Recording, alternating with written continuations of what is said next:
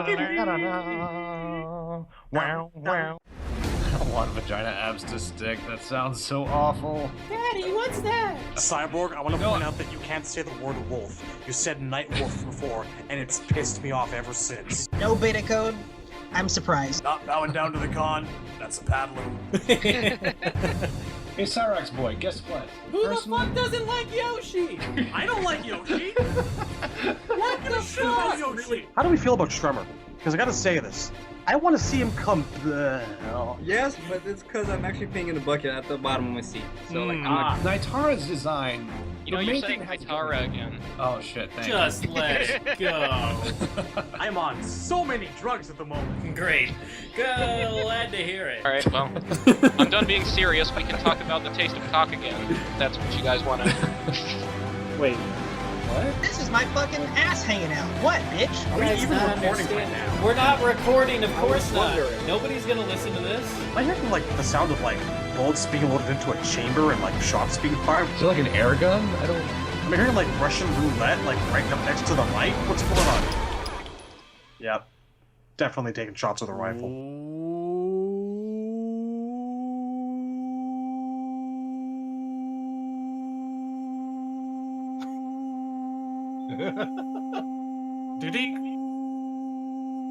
An unhandled exception has occurred in cyborg.exe. Welcome Aboard. back to the Netherkast. I am Cyborg, and I am joined, as always, by Razor, Shad, Temp, and Django. Well, it's been a while, and yeah, I don't think this is gonna be, a long-term thing for Temp and I to come back. But there's not really much to talk about these days, anyways. So To be fair, there's gonna be intermittent bouts of news, I think, quite some time. The way that their release schedule and the handling of the game and Well, generally that patting things schedule down is is looking. consistent to the releases so far. It's every 2 months we get a character. So yeah, Oh, not just characters. yeah, skin packs too. Skin packs. I'm anticipating a lot of crypt events. those extra variations, the extra modes that they talked about. I mean, these quote unquote crypt events they just feel like a stopgap for the fact that I still think they planned to have a room in the crypt that they just didn't build, and that's where all the stuff like Lou's classic skin are at. Yeah, I think there's a It's lot possible. of things that they Like plan to have. call a Chronica orb in some random spot for 24 hours an event. I don't know. Hey Poot, Battle you mentioned Battle Pass in the chat. That was just like the Russian site that got bad translated. That was never like a real thing.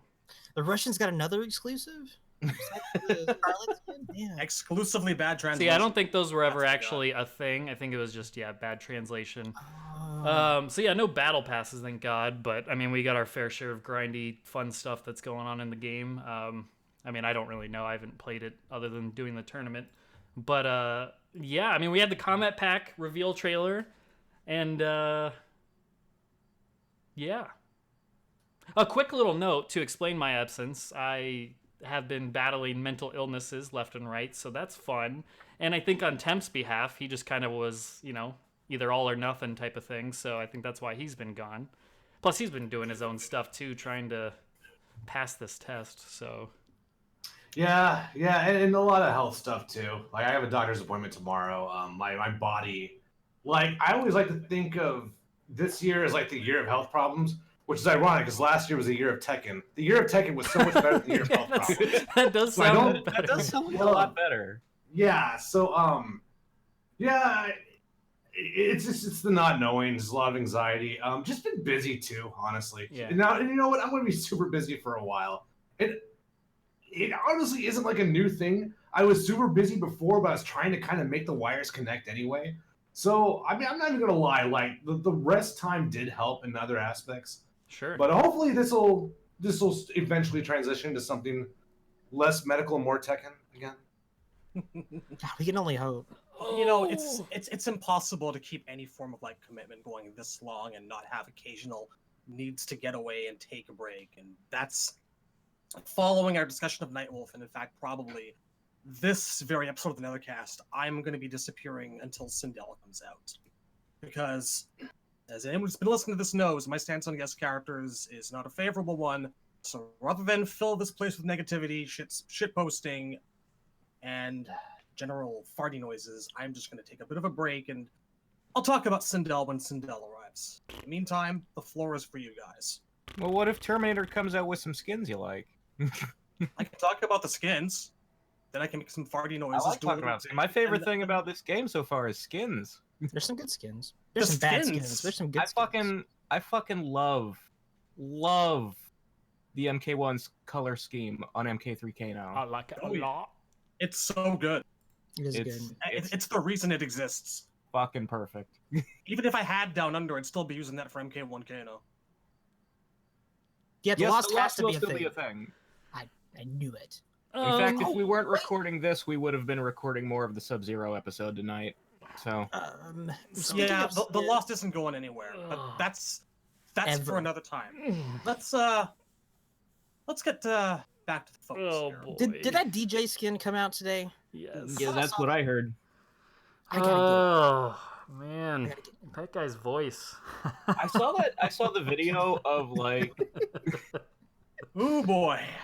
That's a good decision right there. Tom Brady one that guy did the video of. I want that to be a real thing. Man, if Tom Brady, that would be amazing. It's frustrating. It's like they literally said. It's like they heard the Ronda Rousey feedback and they were just like, surely we can do worse. Yeah, it was hold my beer for sure. Yeah. You know the funny thing is though, I booted up the game about an hour before we started recording tonight, and it's been a couple days since I've been in Quebec City, and I just had a couple of notifications build up, I guess, where they came out today, and the first notification is like, hey, check out the Kombat Pack, and there's the dismiss option, and then it was the Dimitri Vegas Sub-Zero pop up, and there was no dismiss option. Huh? It should have had an uninstall the game option. I'll be honest with you guys, I love it. I think it's amazing. Like, I love ironically humorous stuff like that. So when he says to Sub-Zero in the mirror match, it's like looking in a mirror. It's like my favorite thing on earth. Looking in a mirror. It is very kind of Tommy Wiseau, isn't it? Yes. This is why this is why me and Tim do a show together. I think the same way. It's so awful, but I'm gonna use it a lot. But now I won't ever. But now I can't enjoy it as much because I'm just gonna be thinking, man, if they had Tom Brady, just have him fucking putting him at the eyes closed all through the match. You guys could probably get him to do like an intro for the Warrior Shrine or something. I don't think he's that. The DJ guy? Out of the realm. Like, I have heard that he actually paid to have his voice. Really? He gave them the money? That's you can what do I heard that? happened on Twitter. That's believable. He's probably like maybe it was like a Kickstarter, like he was one of the higher backers. Wait, what's the going price, man? I might want to get in on this. It's like, if we reach $1 million, Kickstarter backing, then we'll put Dimitri Vegas in. He was the one that donated the entire $1 million. Damn, tight. I just actually hate the skin. I would take the voice for its unintentional hilarity if the skin that came with it wasn't so fugly and neon. I can't stand it. Oh man, I love the neon. It's really just his primary, but with Tron lines. I can't do Tron lines. I like Tron lines. He's supposed to be a stealthy assassin, for goodness sake. Not yeah, DJ. It's not Sub-Zero. Yeah, it's a guy dressed as Sub-Zero. Yeah, it's cosplay. It's what he wears when he DJs, Totally. It's like sad over here. What was that? It was Cassie with like the scorpion skin and MKX, like that kind of shit. It's goofy. It's fun. It was. But it would be different if Sub-Zero had like so many great skins that I'm just dying to play, but you don't. So I'm gonna play the Tron one. Those retro outfits, man. Oh, they're good. I love them. Well, the classic ones, not the it is retro. There's two different ones there. So nice to have Jax's arms. Oh, fuck you, man. I was out of town. Is this like Ghost? I don't have one. He's just surrounding you while you're doing Jax. His arms are around you like Patrick Swayze. My love. It is so nice to have Jax's arms. Also, Kung Lao without that stupid cowl. He's like nestling your head up against his arm. Now I'm just but he's picturing bald, dude. I'm Come on. picturing Cabal being the one that's sculpting with him. All right, I'll That take it. voice. That voice. And then when he's starting to spin it, got the spins. Slowly what's working that it with his song? hook swords. Yes. I forgot the song. What is the song? What was The the ghost song? song? Yeah, the ghost song. What is it? Yeah, I'm gonna go look it up. Putting Oh my Sock God, and Ghost on YouTube. Unchained Melody by the Righteous Brothers. There you go. Sure. Time goes by. All right, well, about these characters, right? So we have some guest characters. We do. You know, it's kind of like give a shit. Hold me. my It's not more than a 50-50. It is 50-50. oh man, my opinion on these things has swayed a bit. I'm very not happy that we have 3 out of 6 of the characters in the Kombat Pack as guests, but I guess we should have saw this coming. A lot of people did. I was always thinking it's gonna be 2. It's gonna be 2. I can accept 2, and I don't know why 1 more makes such a big difference, but it does. All of the leaks were right. Ash is in the game.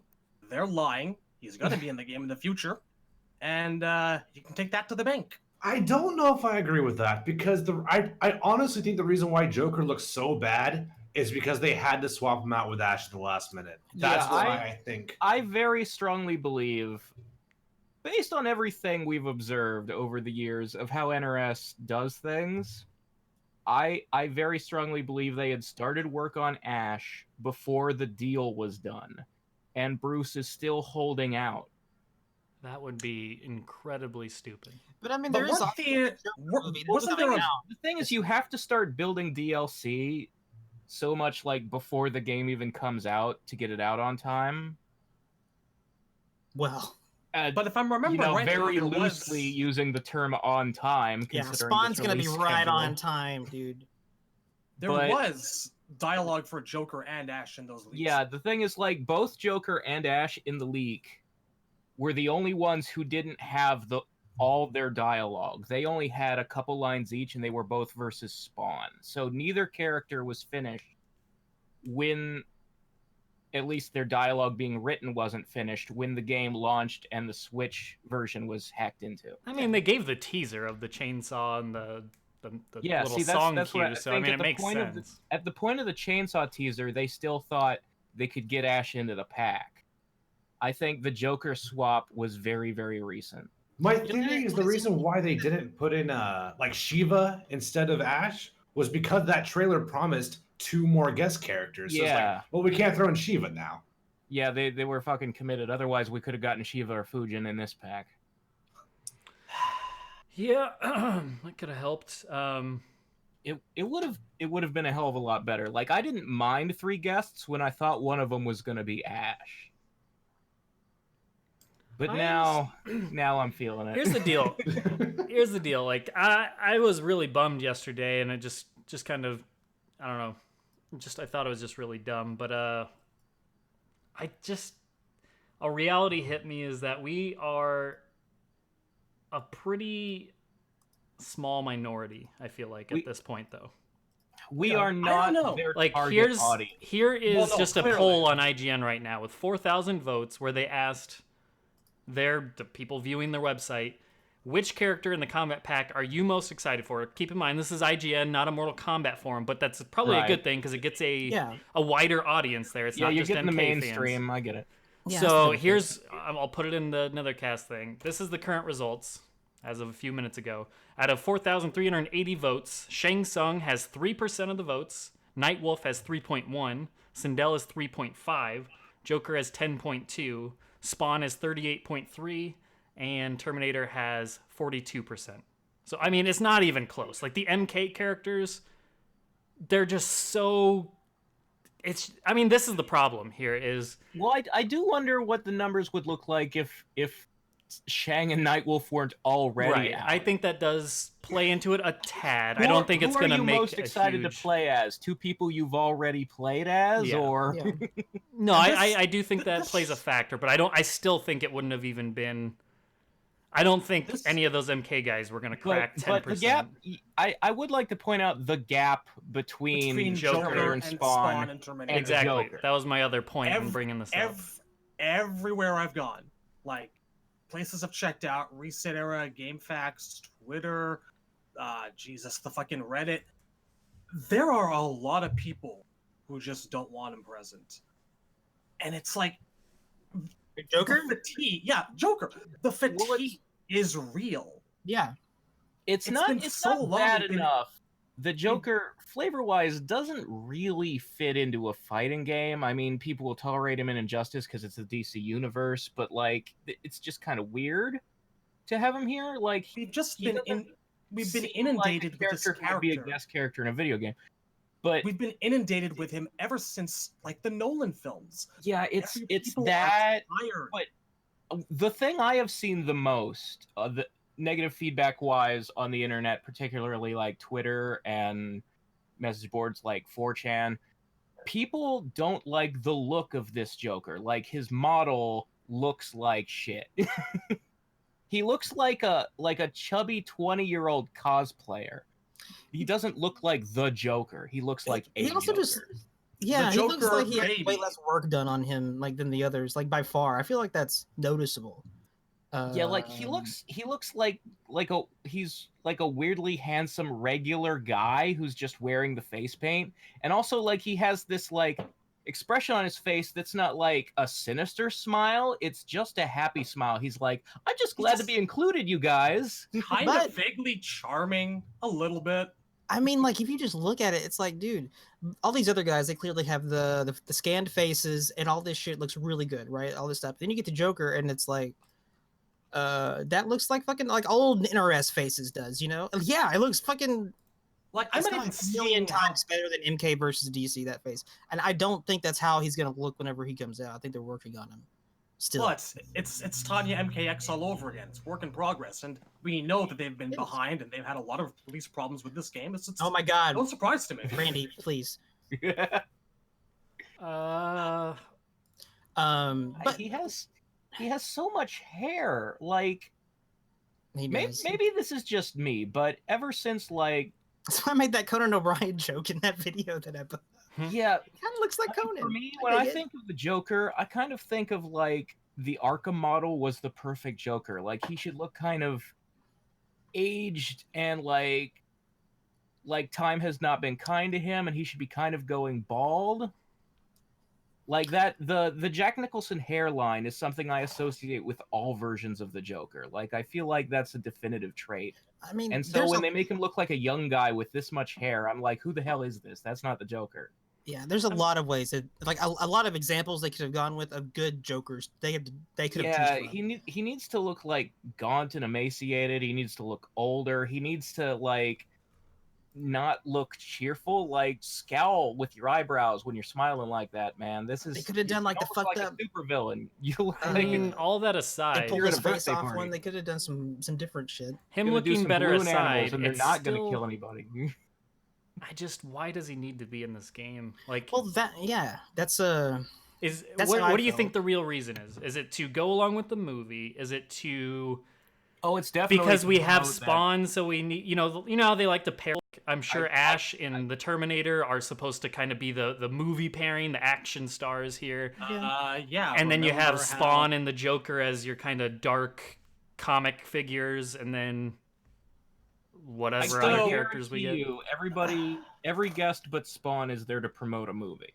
This is that's exactly it. This is the case. Yeah. It's always been the case. I can't help but to Predator wonder, movies out though. not too long ago, around at the time of MKX's release. There was a new God of War out around the time MK9 was out, and like I think like the exception to this is Freddy Krueger in 9, where it had been a while, but I tend to think that's the only version that they were able to get, and that's why one of many reasons I don't want these things in this fucking game. I don't want to pay for a movie advertisement. That's what these are to me. That's exactly what it is. It's like an ad you can't skip. I would be upset about the Terminator, especially because his primary costume is old Arnold from Dark Fate, which that movie looks like it's going to be straight garbage. if it weren't for the fact that I had read the leaks, I think Terminator has the best intros in the entire game. That's the only reason I'm excited for this character. It's also Arnold. Like that. Yeah, that that's the thing. counts It's for Arnold, something. and all of the reason his intros are the best is because every single goddamn one is quoting one of Arnold's movies, and they're not all Terminator movies. There's like references to Total Recall and The Predator and Conan. They're all.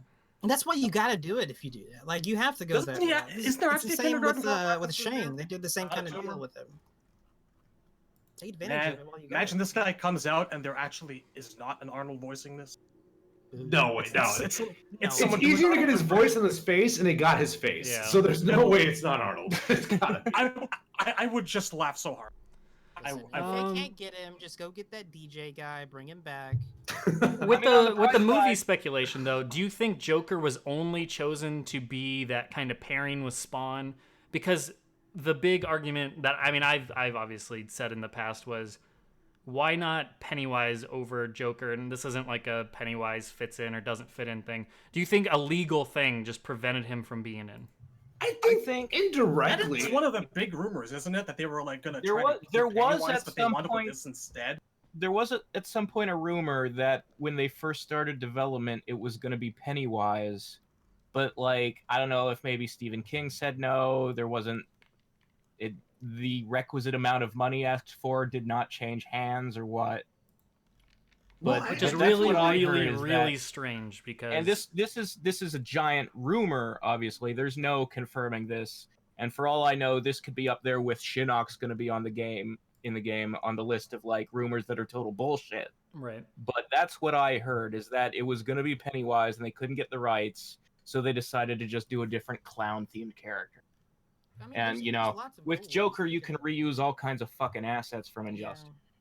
I mean, but like the fact that there is a Joker movie coming out, that's like it benefits the home. You're a little quiet, Django. Yeah, speak up a bit or approach the. Approach the mic. Grasp it. Step up. Get a firm grasp on it. Both hands. Does his face kind of almost... I wonder if anybody's painted over his face to make it look like Pennywise, to see if his face actually was modeled with that in mind initially. I have to imagine that if they had gotten Pennywise, they would have gotten the guy from the movie. What's his name? Yeah, Yeah. he doesn't have a scarred head skull. True. Yeah, I don't know. It's just I just thought that was odd. I mean, we've been hearing Joker since back in like February or whatever when all those things started leaking out and whatnot. We've heard Joker. We've heard pretty much most of these characters, if not all of them, way back then. Yeah. Before even the dialogue leaks came out.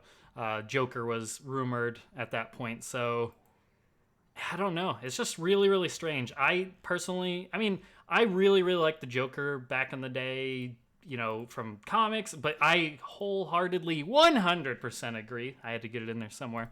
That he's just so oversaturated. I know Shad was saying that earlier, and that's how I feel. Like I don't want to see him anymore. He is I like Sub-Zero and Scorpion, right? But like I don't need every time Batman merchandise or something Batman related comes out to be centered around the Joker. Like it literally, he's always the centerpiece. This isn't even like just a Joker thing. Like ever since like Smallville became a thing, and Nolan saved Batman with his gritty trilogy.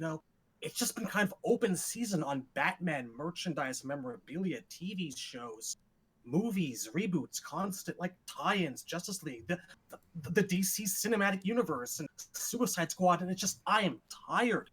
I grew up as a kid loving these characters and loving these comics, but now it's just I'm like, whatever. It's just another day. It's just another version of the character. It's just another product. Part of that may be getting old, but Jesus, there's just so much of it out there now. I don't need it shoved everywhere I look. I have to say, for a long time for me, the Joker has felt like a product rather than a character.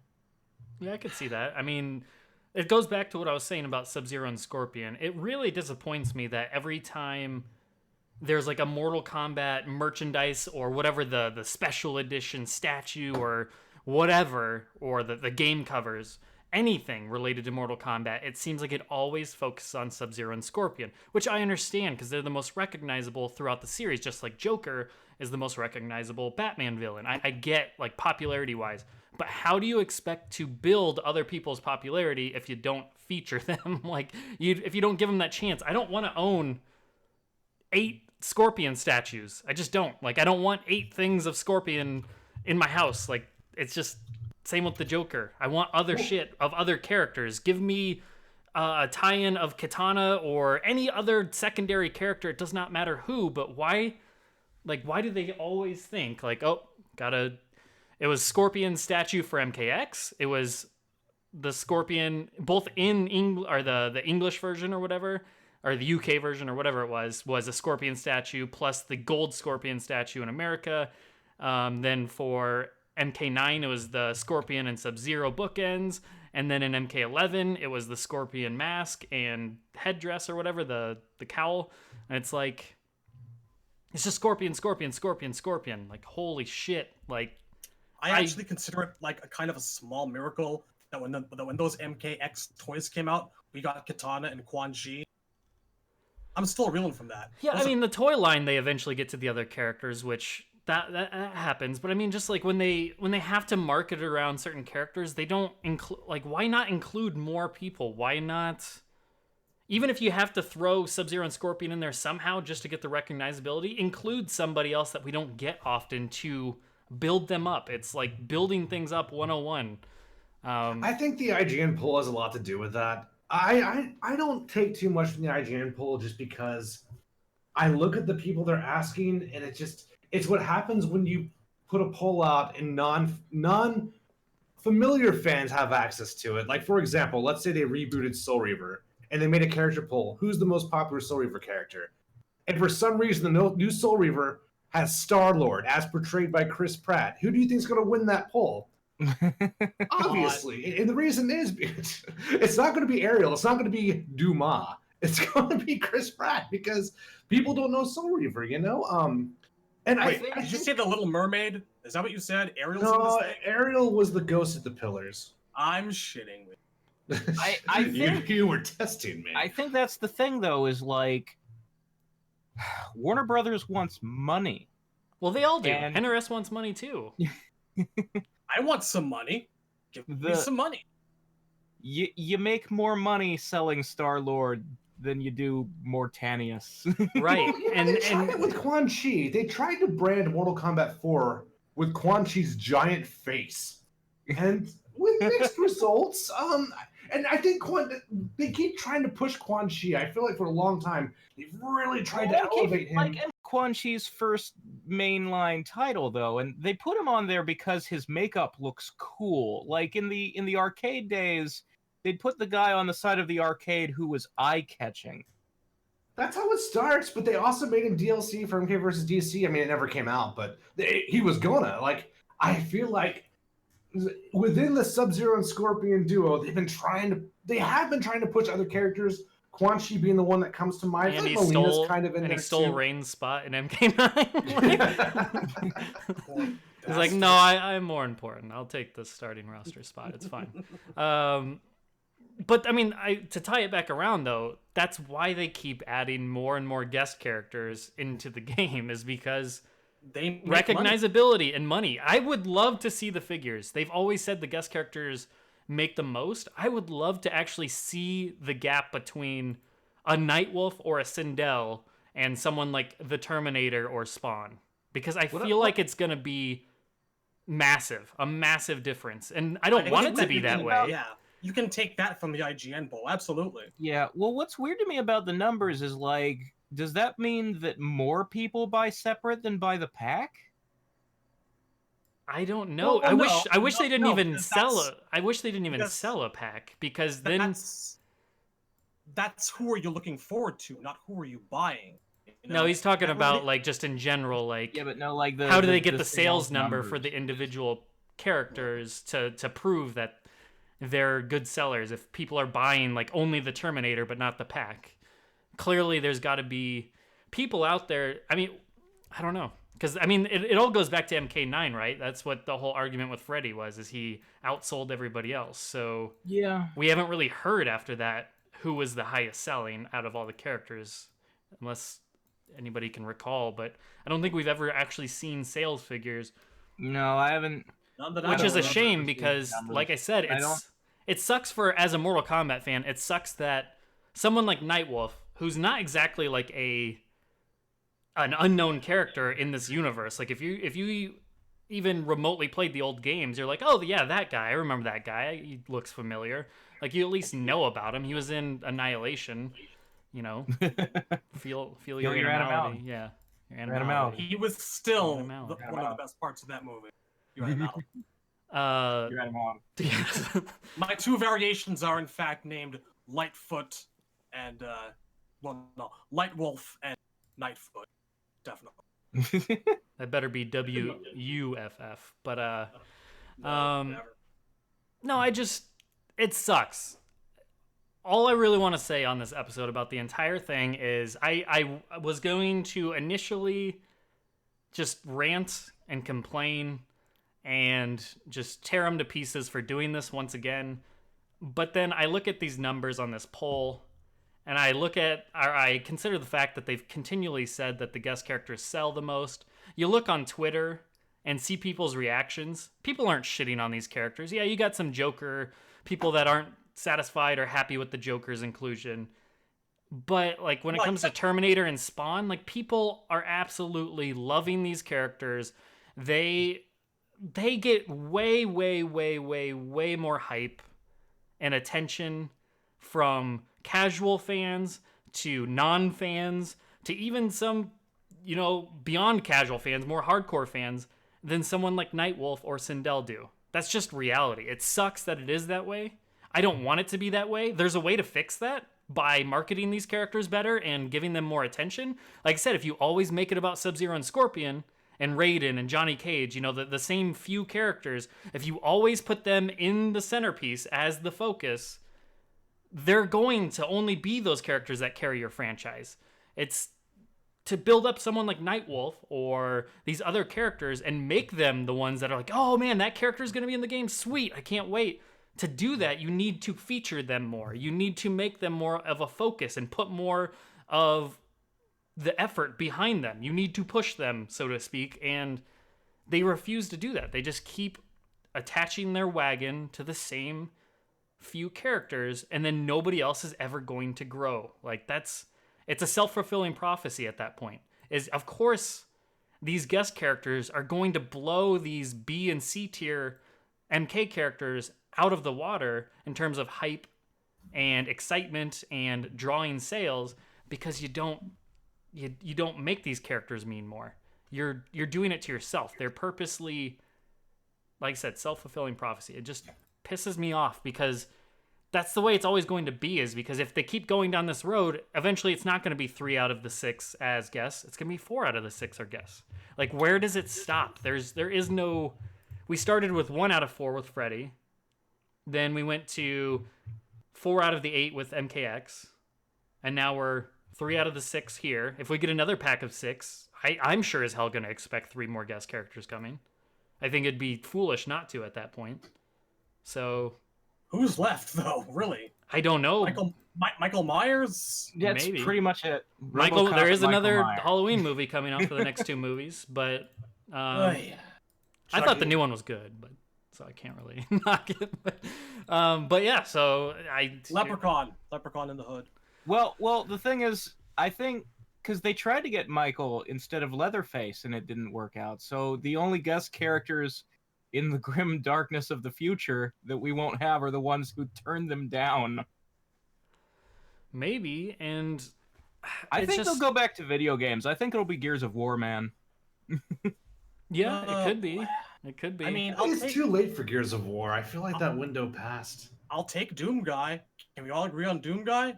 Everyone thought it was Doom Guy when they said Ash. It may yet be Doom Guy. Yeah, I think if we have, isn't gonna say yes. Yeah, if we get Ash in the, let's say we get 6 more characters, 3 of them are going to be guests.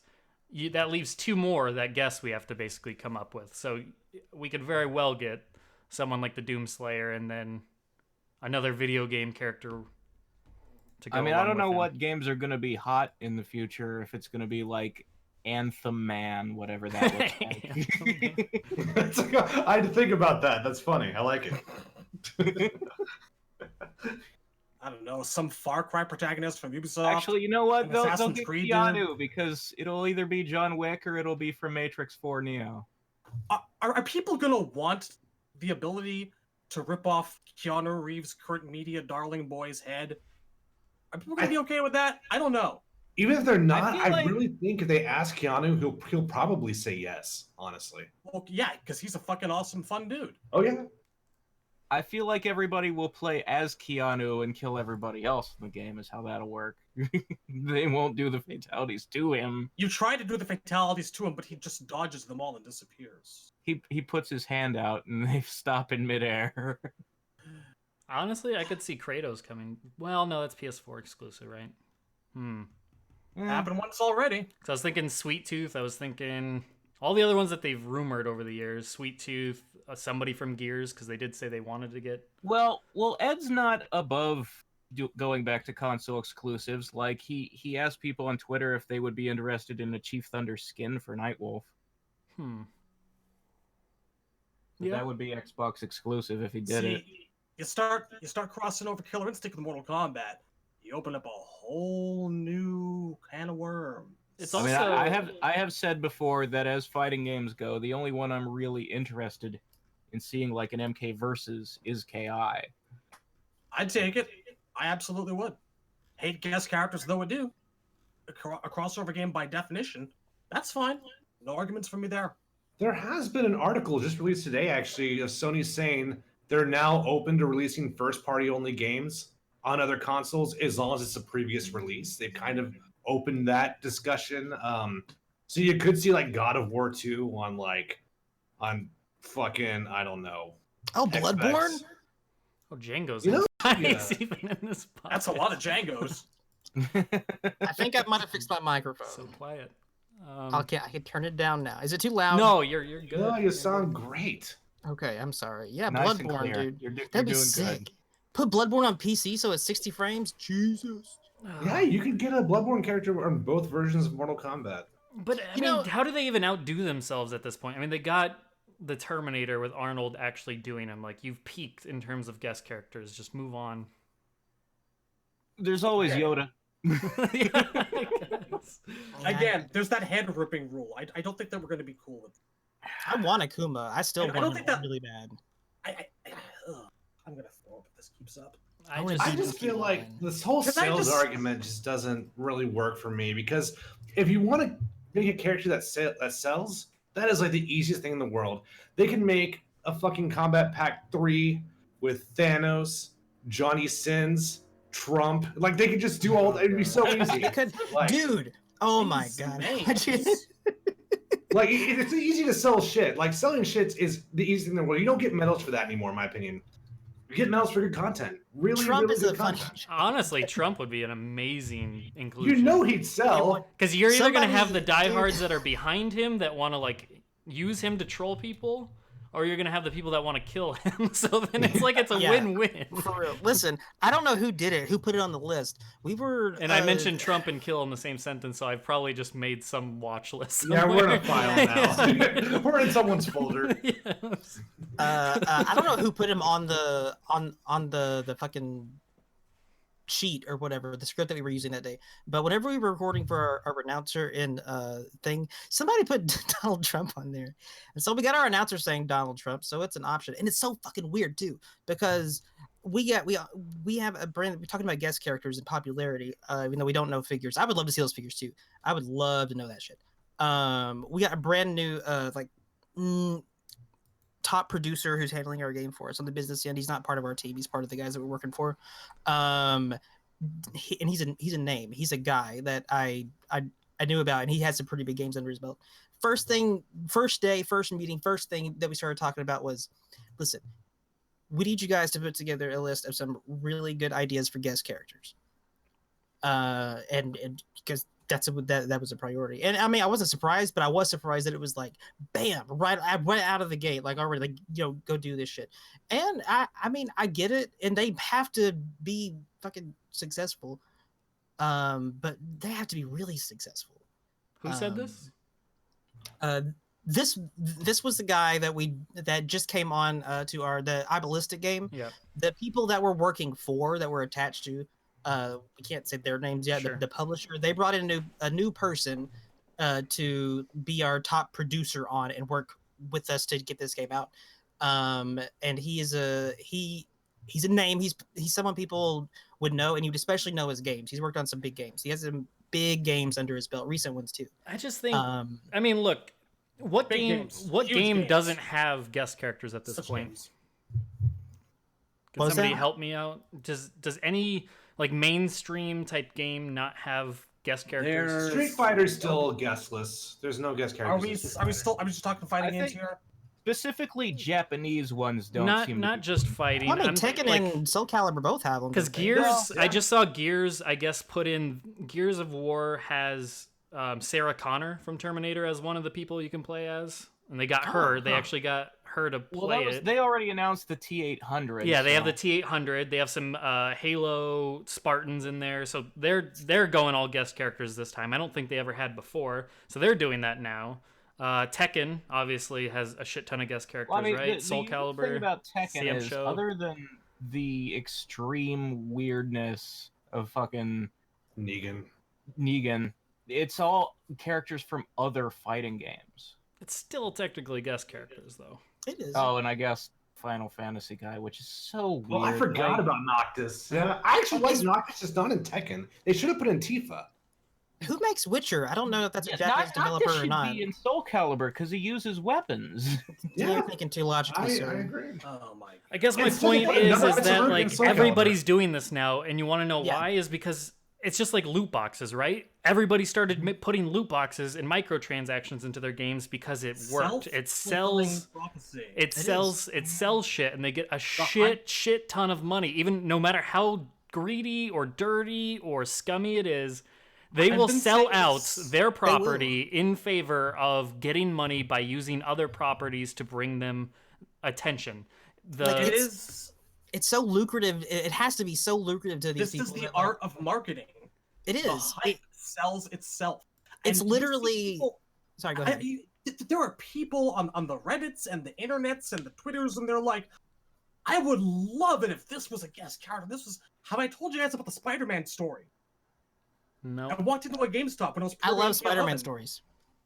When I was promoting MK11, I walked in and he's like, "Oh man," and like this guy, this like 17-year-old kid who's working at GameStop, he's like, "Oh man, MK is cool. I'd love it if Spider-Man was a guest character."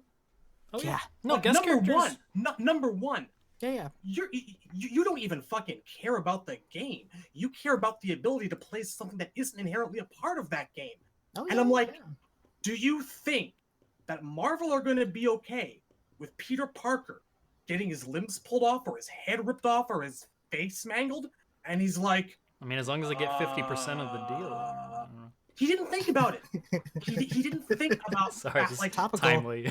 You realize he's 17 though, right? yeah, I mean, but I was 17 once, and I also wasn't completely fucking retarded. I thought about it. I mean, but to be fair, like I want that too. I want Spider-Man in Mortal Kombat. It won't happen. It's not going to happen. But I It's want not going to happen. Django, to add to your situation, you said that you're a big producer guys trying to entertain the idea of guest characters in your game, right? more than entertain. It's our job to put a guest character in the game. It's like he's Perfect. it's Then I think mandatory. that's like, well, I mean, in your game, first of all, you can draw from the indie market, but second of all, like, if you're going to put a guest character in a fighting game, do it in the first fighting game. That way, someone can't be like, Right. "Oh, fucking Ned the Summoner didn't make it in because Shovel Knight's fucking in the game now." Yeah, so, can I like, you're like a suggest perfect if you're game. gonna do guests, Shovel Knight. Raziel. Yeah, definitely. if you're gonna do We're gonna get guests, Terrell in considering this you game. guys It's gonna are- be sick. You guys are a startup. You might as well have Shovel Knight and the Baz. Those are your guests. You're right. The thing is, like, we are a startup. The people that we're connected to though are not startups, and they have pretty damn good reach. So like now I'm now ask I'm if thinking on- like, if oh on my top god, of like, RoboCop, you can also have Shovel Knight and the Baz. okay, that's RoboCop is a good one. There's another one that I really wanted to get in there that I don't know. We'll see about that. I mean, even That's like fine. I'm a like movie guy. let's think like Dead by Daylight. I mean, that game has like almost every horror icon by this point. They just keep adding more and more. That game's Well, like that- living yeah, that's- off that's of Dead being by able to get Daylight's these thing. properties. they're collecting slashers, and the only one they can't get is Jason because he has his own game. Pretty much. But yeah, they've gotten everybody else. Ghostface, Leatherface. I don't know why I use those two right out of the both face. The face. Freddy. Now they're hitting Stranger Things. They've done Saw. They've done so many different ones. But Michael Myers, obviously. Yeah, I don't know, man. Like, this is gaming now. That's what I'm saying. Is it is the culture now? Like, we are fighting something that is not. It's the way, like, I hate to use this term, but the Zoomer generation. This is kind of what they like in media. People like mashups. People like seeing characters interact with other characters from different universes. I mean, we just got Batman versus the Ninja Turtles in comics, and I'm sure that was a craze. Like, you know, even Batman versus like Looney Tunes, and those got like insanely good reviews. Like, this isn't new. We had Who Framed Roger Rabbit back in the late 80s. No, I know. Crossovers by their own nature have always been kind of a, hey, what the fuck? Look at this crazy shit kind of moment. But that's my point, is we are making a stink about something, myself included, but at the end of the day, this is just reality. We can do nothing about this. We can say all the things and feel all the things, but at the end of the day, this is Mortal Kombat now. We're eventually going to get to more games that have guest characters than don't, and we can no longer say Mortal Kombat shouldn't be about these guests. No, Mortal Kombat should be about them, because eventually it's literally what we're gonna run into eventually. Well, yeah, that's kind of what I'm getting at about like the generational thing is like Who Framed Roger Rabbit had a storyline where like Bugs Bunny meeting Mickey Mouse was part of the plot. Like, the idea was that all these cartoon characters existing and meeting each other was the world of that movie. But like the way people kind of think about media now is they don't really keep the fourth wall solid. Like, nobody really cares about an internal consistency. They just like to consume product. It's true. But I mean, listen, I loved Space Jam. Space Jam was good. And then it's crossover fucking city. And I fucking Amalgam Universe in the 90s was weird as fuck, but it was still kind of the same thing. We also can't say that this isn't working.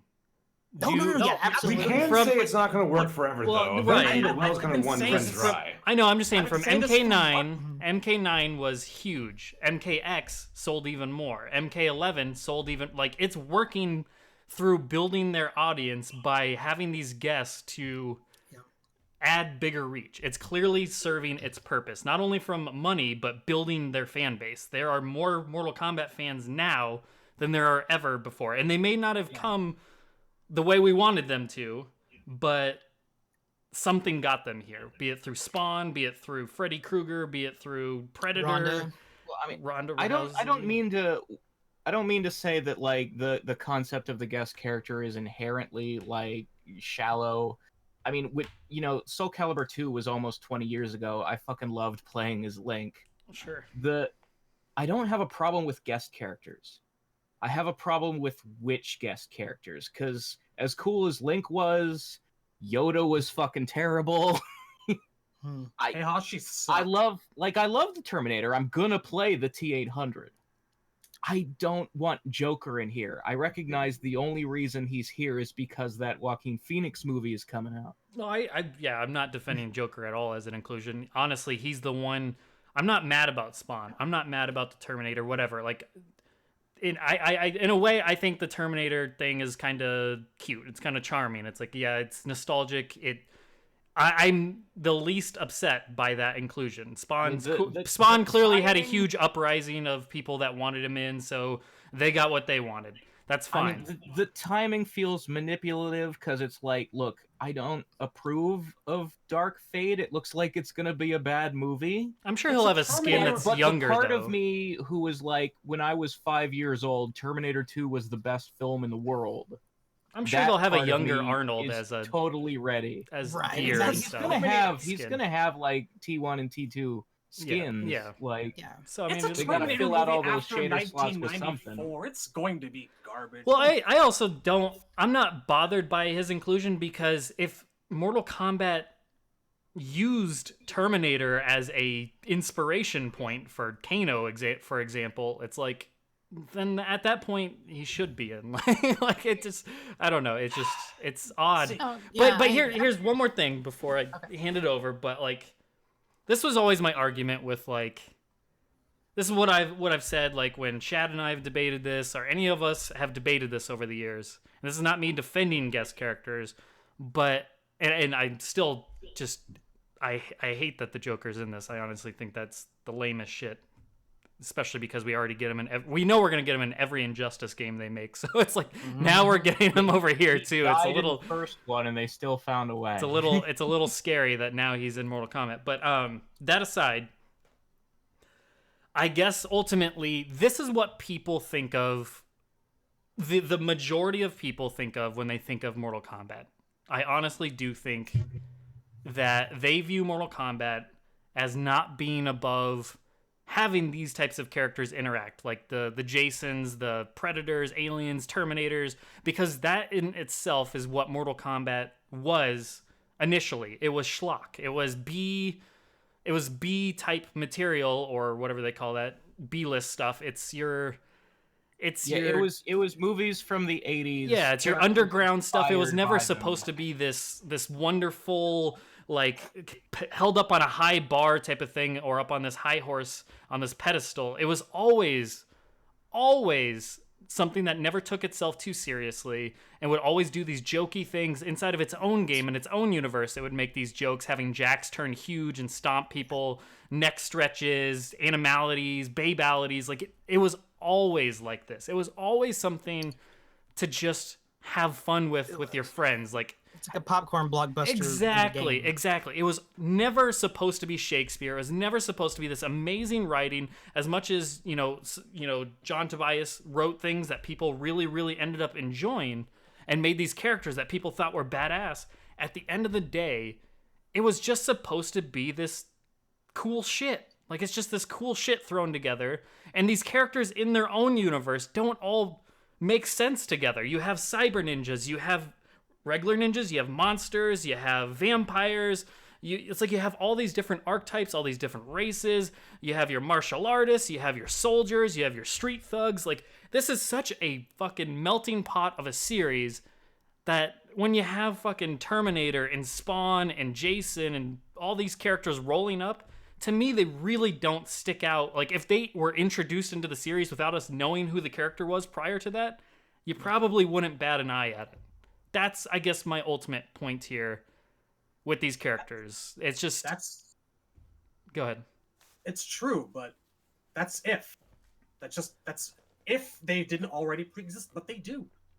And it's true that this series has always taken inspiration from various sources, movies, television, comic books, and maybe it never was meant to get as big as it did, but it did. And these characters do exist, not in a vacuum. Like, they're here. I think what gets Shad and what gets me too is that there's a difference between playing a guy who is a parody of Jean-Claude Van Damme versus playing a literal commercial for Jean-Claude Van Damme's next film. And the commercial aspect, I give you that. This is another thing. Like, we talk about Who Framed Roger Rabbit, and we talk about, like, Space Jam, but those weren't being really made in order to sell anything but themselves, you know? They didn't really need to sell Warner Brothers characters. They didn't need to sell Looney Tunes. This was just throw them together and, hey, let's take a look at it. These are things that are being put in with the express purpose of getting you to pay for them so you'll be hyped up for the next product. They're teasers. They are commercials. And another level, it bothers me that a series that did get as big as Mortal Kombat did still, to this day, won't rely on its own ammunition to hype up these characters, like you were saying earlier. Look at this army of lunatics asking for Melina. Like, I feel like if she was, God forbid, announced as part of Kombat Pack 2, it'd be fucking trending on Twitter. They have characters that are bigger than they realize, and they just But they also have games now that are bigger than they have ever been. Mortal Kombat, like, the player base is huge. It's never been bigger ever. So, like, they kind of go together as the games become a thing that's bigger than. So did the turnout. The turnout's huge. It's really hard to argue with the data. It's easy to argue with the the philosophy and the taste, I think. But I mean, you again, get it. I get it. Like it's the money's there. The reason things there are a lot of areas where the games feel different than they did when maybe we were enjoying them the most is that like Midway was a smaller developer and Warner Brothers is Warner Brothers and they're going to do what Warner Brothers does. They do. Everything they make is as corporate as it's going to be, and that's well, yeah, that's some of that is distasteful, like, and that's where you get your like loot boxes stuff, and that's where you get your guest characters. But that said, I don't think it's fair to like pretend like NRS doesn't want this stuff either, though. I mean, they clearly obviously you want the exposure and you want the success. I mean, they're on Twitter. I mean, look at any NRS employee that's on Twitter. They're retweeting, they're liking any things that are saying, oh man, Terminator, that's awesome, or Spawn cannot wait, Joker's in here. They're liking and retweeting all of that. They don't have to do that. WB does not force them to like and retweet these comments from people.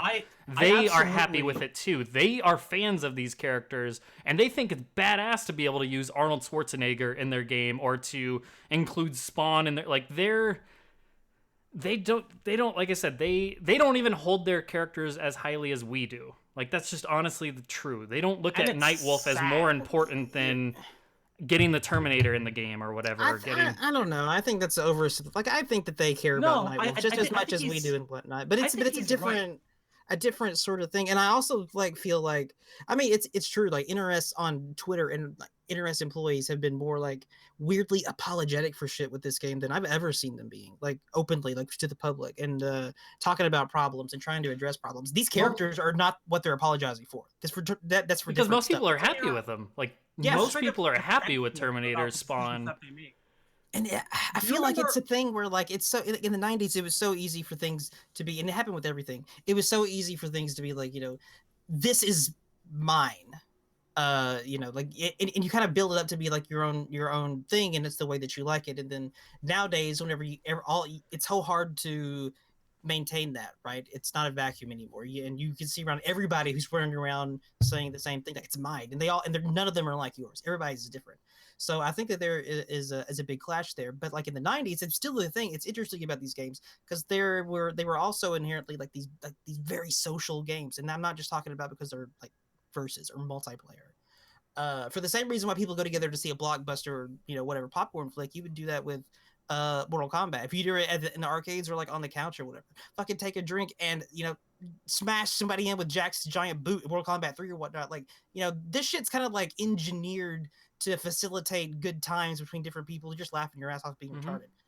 There's nothing, and there's nothing wrong with it. But that's what all of it ever has been. Like I've said before, like my perception of NRS ever since the Midway days is that when they come up with ideas for the game, they're just a bunch of guys sitting in a room that's like, hey, it'd be cool, and then someone starts laughing at that idea or thinking that's awesome, and they're like blown away at the idea. That'd be so awesome. Like that's what these guys do. Like it is a popcorn blockbuster to them. That's all it's ever trying to be. It's never trying to be this I don't know, thing that takes itself so seriously. I don't think it ever has. Do you remember when after MK9 came out, there was that backlash against Cyber Sub-Zero and Freddy Krueger? Mm-hmm. And Ed, in response to this, posted a picture of a blue Cyber Ninja helmet wearing Freddy Krueger's hat. I don't remember that part. Yeah, that happened. I do remember putting Cyber Sub as my signature image right after that rumor started. That is their response to these complaints. Like, don't take it all so seriously. And you know what? That's fine. And I am happy that people will get to play as whatever guest that they want to.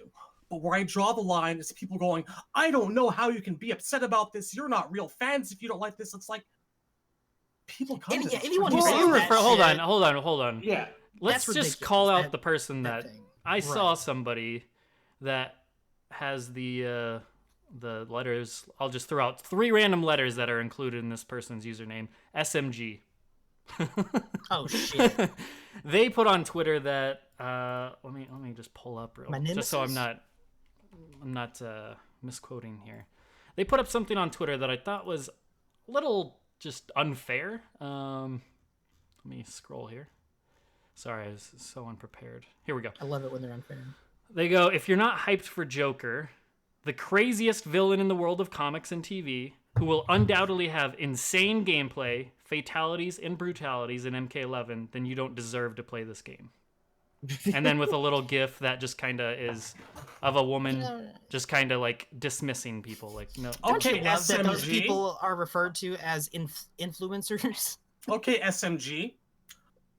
Uh-huh. Fuck you.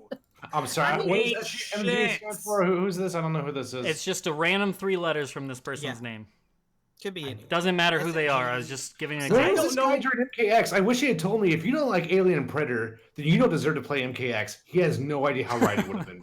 Best tweet of the year, but it doesn't sound like this stuff has always been around, right? Like there's still people that's like, if you're a fan of like Adam West Batman, you're not a real Batman fan, and vice versa. Like whatever, dude. Like people say this shit, and anyone who says that shit is an asshole and should be disregarded as such. It's ridiculous. The shit's like the shit can be more than one thing to more than one person, and that's cool. That's kind of the benefit. But I mean, and to follow up on that person's tweet, there was several people that agreed with that person. So it's just, I mean, there are people out there that, and that's the only reason why I brought this up, is because this is another person that has their fair share of a following in this community, and yet they speak to a certain group. when you're big enough of a Twitter personality, eventually you start attracting fluffers. They're and that's personalities. All it is. They're not part of the community. They're influencers. Their opinions are worth less than shit to They're anyone not, who actually gives a dude. real No. shit about the franchise. And I don't care what he has to say. Invited to that shit, dude. Those people, their opinion does matter. Anybody worth a damn like us, man. Actually, I'm sorry to say, but like really, really loves this franchise with their heart and soul. Knows that Dynasty is a shill, knows that SMG Princess is a shill, and can see the difference between hardcore MK fans and celebrities. Well, in defense of Dynasty, I don't think he's a shill. I just think he knows how to exploit large numbers on YouTube. I think he knows how to work headlines. He opens his mouth and things come out. Yeah, I don't think he's on anyone's side as far as NRS or non-NRS. I think he just knows how to work the system. So I don't care how many I don't care how many followers, I don't care how many casuals are influenced by this guy. These people, they don't matter to me. And because we're sounding so very negative right now, because we're sounding so very dejected, I want to point out here, if anyone's still listening to us after all of this, that I still consider Kombat Pack 1 a really, really good value for my dollar. Carrie Shang is like almost worth the entire pack to me. All the retro skins have been fucking outstanding. Well, hold on, wait. We didn't talk about the worst part of this yet. Nightwolf is great, barring that silly hat, and I'm really looking forward to Sindel. So the presence of all this fun retro shit and a couple characters that I enjoy, I can overlook the guests because I've come to a point where I've realized them that, like we're saying earlier, they're always going to be there. This is what gaming is now, and I guess they're a necessary evil. And if the money that they get from those helps put out a Fujin, or God forbid, a Chameleon, or a Reiko, or a Serena, or one of those guys, fine.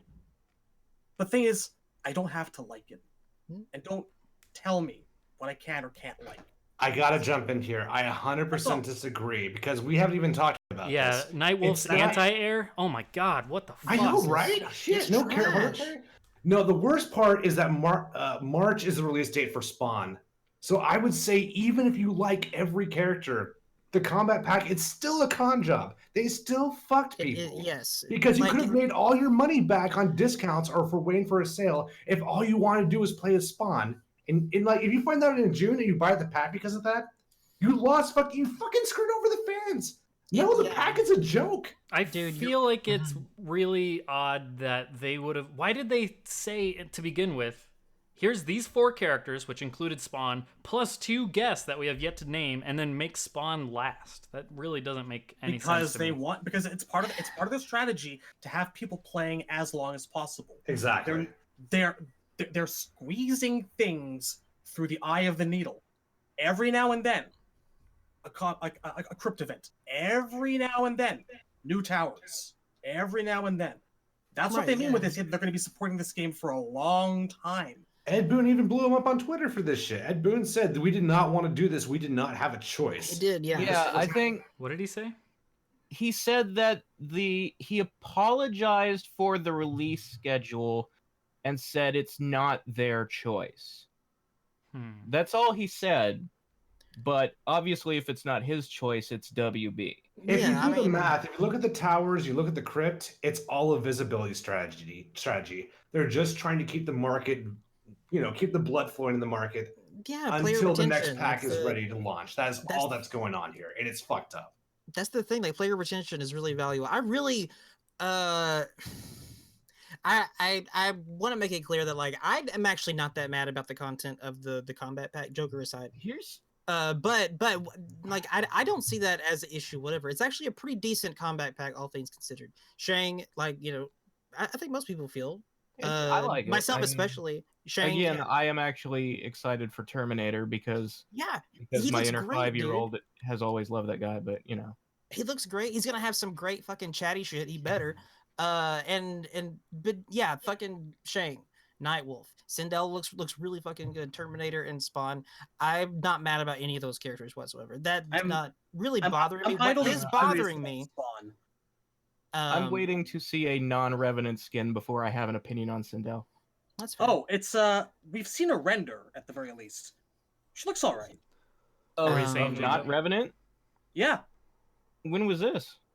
It was up there in some of the screen grabs. It's out there. Like, you can see a little bit of her face in Revenant form and in human form. I haven't seen it. I'll find it out and I'll give it to you. Meantime, I'm gonna go have a smoke. Be right back. I think the thing for me is, like, when I think of how games are made now, there's this cynicism about how corporate it's gotten, where it makes me think of, like, all my life, at least since DVDs were a thing, I've always listened to commentaries and I've watched the behind the scenes material, and I love stories like Kevin Smith talking about that crazy producer who wanted him to put the giant spider in the Superman movie, and I know so much about, like, how weird the corporate side of Hollywood is, and how movies are just these big products that are put through a blender of, it's every single film, even the good ones, any flaws they have are because there's too many cooks in the kitchen. And now video games are basically that same system. They're Hollywood now. And I can't be as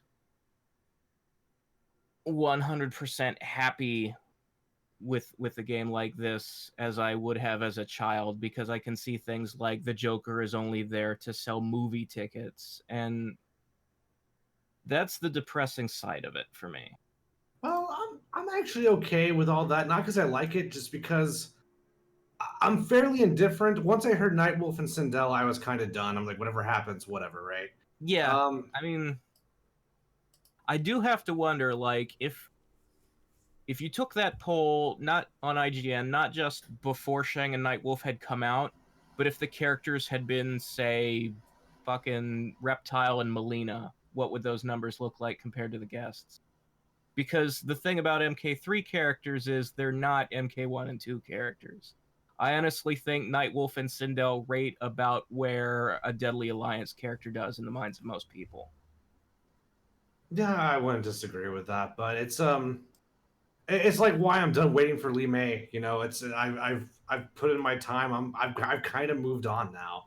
If I'm down about anything, it's kind of how Nightwolf turned out. Nightwolf ended up being a really, really big mixed bag, and a lot of things Well, I'll save that for the Warrior Shrine, but that was probably the hardest part of this whole pack, honestly. Everything else is filler, and I'm not okay with that, but I'm indifferent. I've conceded a long time ago that we're getting Terminator and Spawn. I didn't concede we were getting the Joker. Part of me still believed that might be false.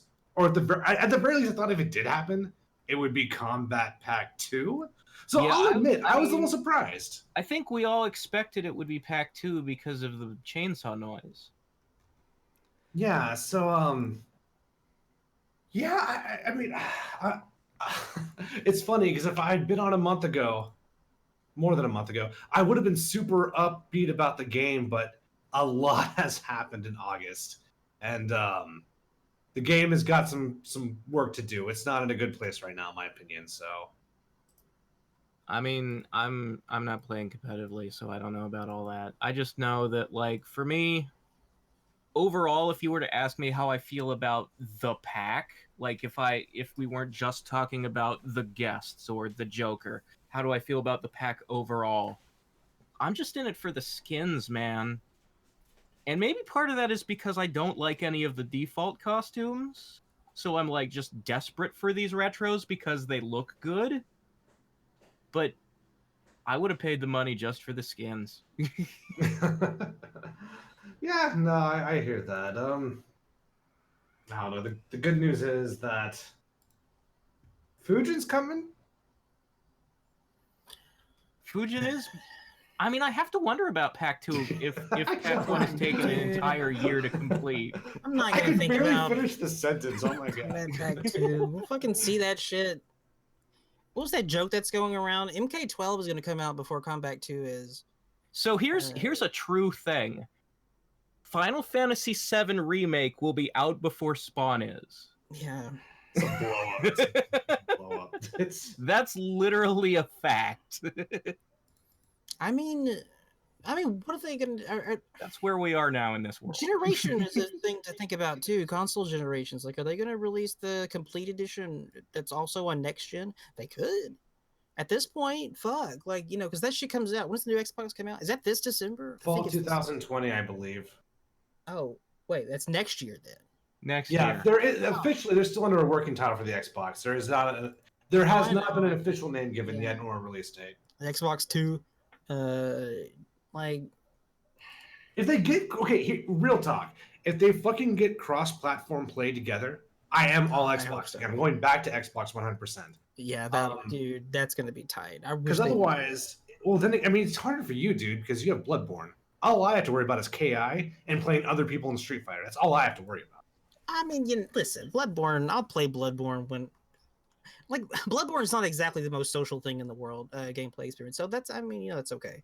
But like, dude, no, if I can stay on my, like, have all my fighting games on Xbox, that would be amazing. Because then I could have Killer Instinct. I couldn't play Street Fighter 5, but that's okay.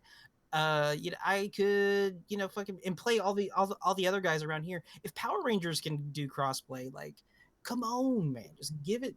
If Fortnite can do it, holy shit! Just give it. I want it really bad. Give it. Plus, they're not making another Bloodborne. They're never making. I mean, listen, I have faith in Sony's need for money, so I think that they will. I don't know how good it will be. I don't know if it'll be good at all, but they might. Enjoy Neo too. I mean, it's not. Well, I mean, I don't know what that is. Neo's not a Sony exclusive though. That's not a Sony thing. It's Samurai Bloodborne. Oh, NIOH. Yeah, Neo. I thought you said NEO. I'm like, the fuck is that shit? No, Bloodborne is like a Sony owned IP, so they get all that money. Which is, you know, that's Sony's not doing. I don't know if that's true though. I thought From Software had an agreement to release Bloodborne on PS4. I didn't think that transcended into the sequels. Because as far as I know, they're not at least that's my understanding. I could be wrong. I mean, that's not the lore that I heard. It might be. Well, you're probably right. You're closer to the wall than I am. Well, I don't know. Like, you know, you might be right. All this shit's in Japanese anyway. I can't speak it. But, you know, it just... Okay, Snake Eyes corrected me like in less than 20 seconds. So I assume you're right, Jacob. Yeah, that's what I thought. Like, I was pretty sure the situation was like Sony helped fund the development for Bloodborne.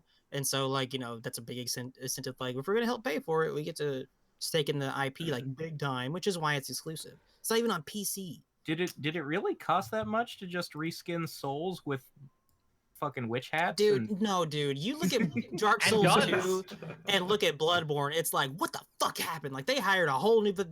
Dark Souls 2 is ugly as shit, in my opinion.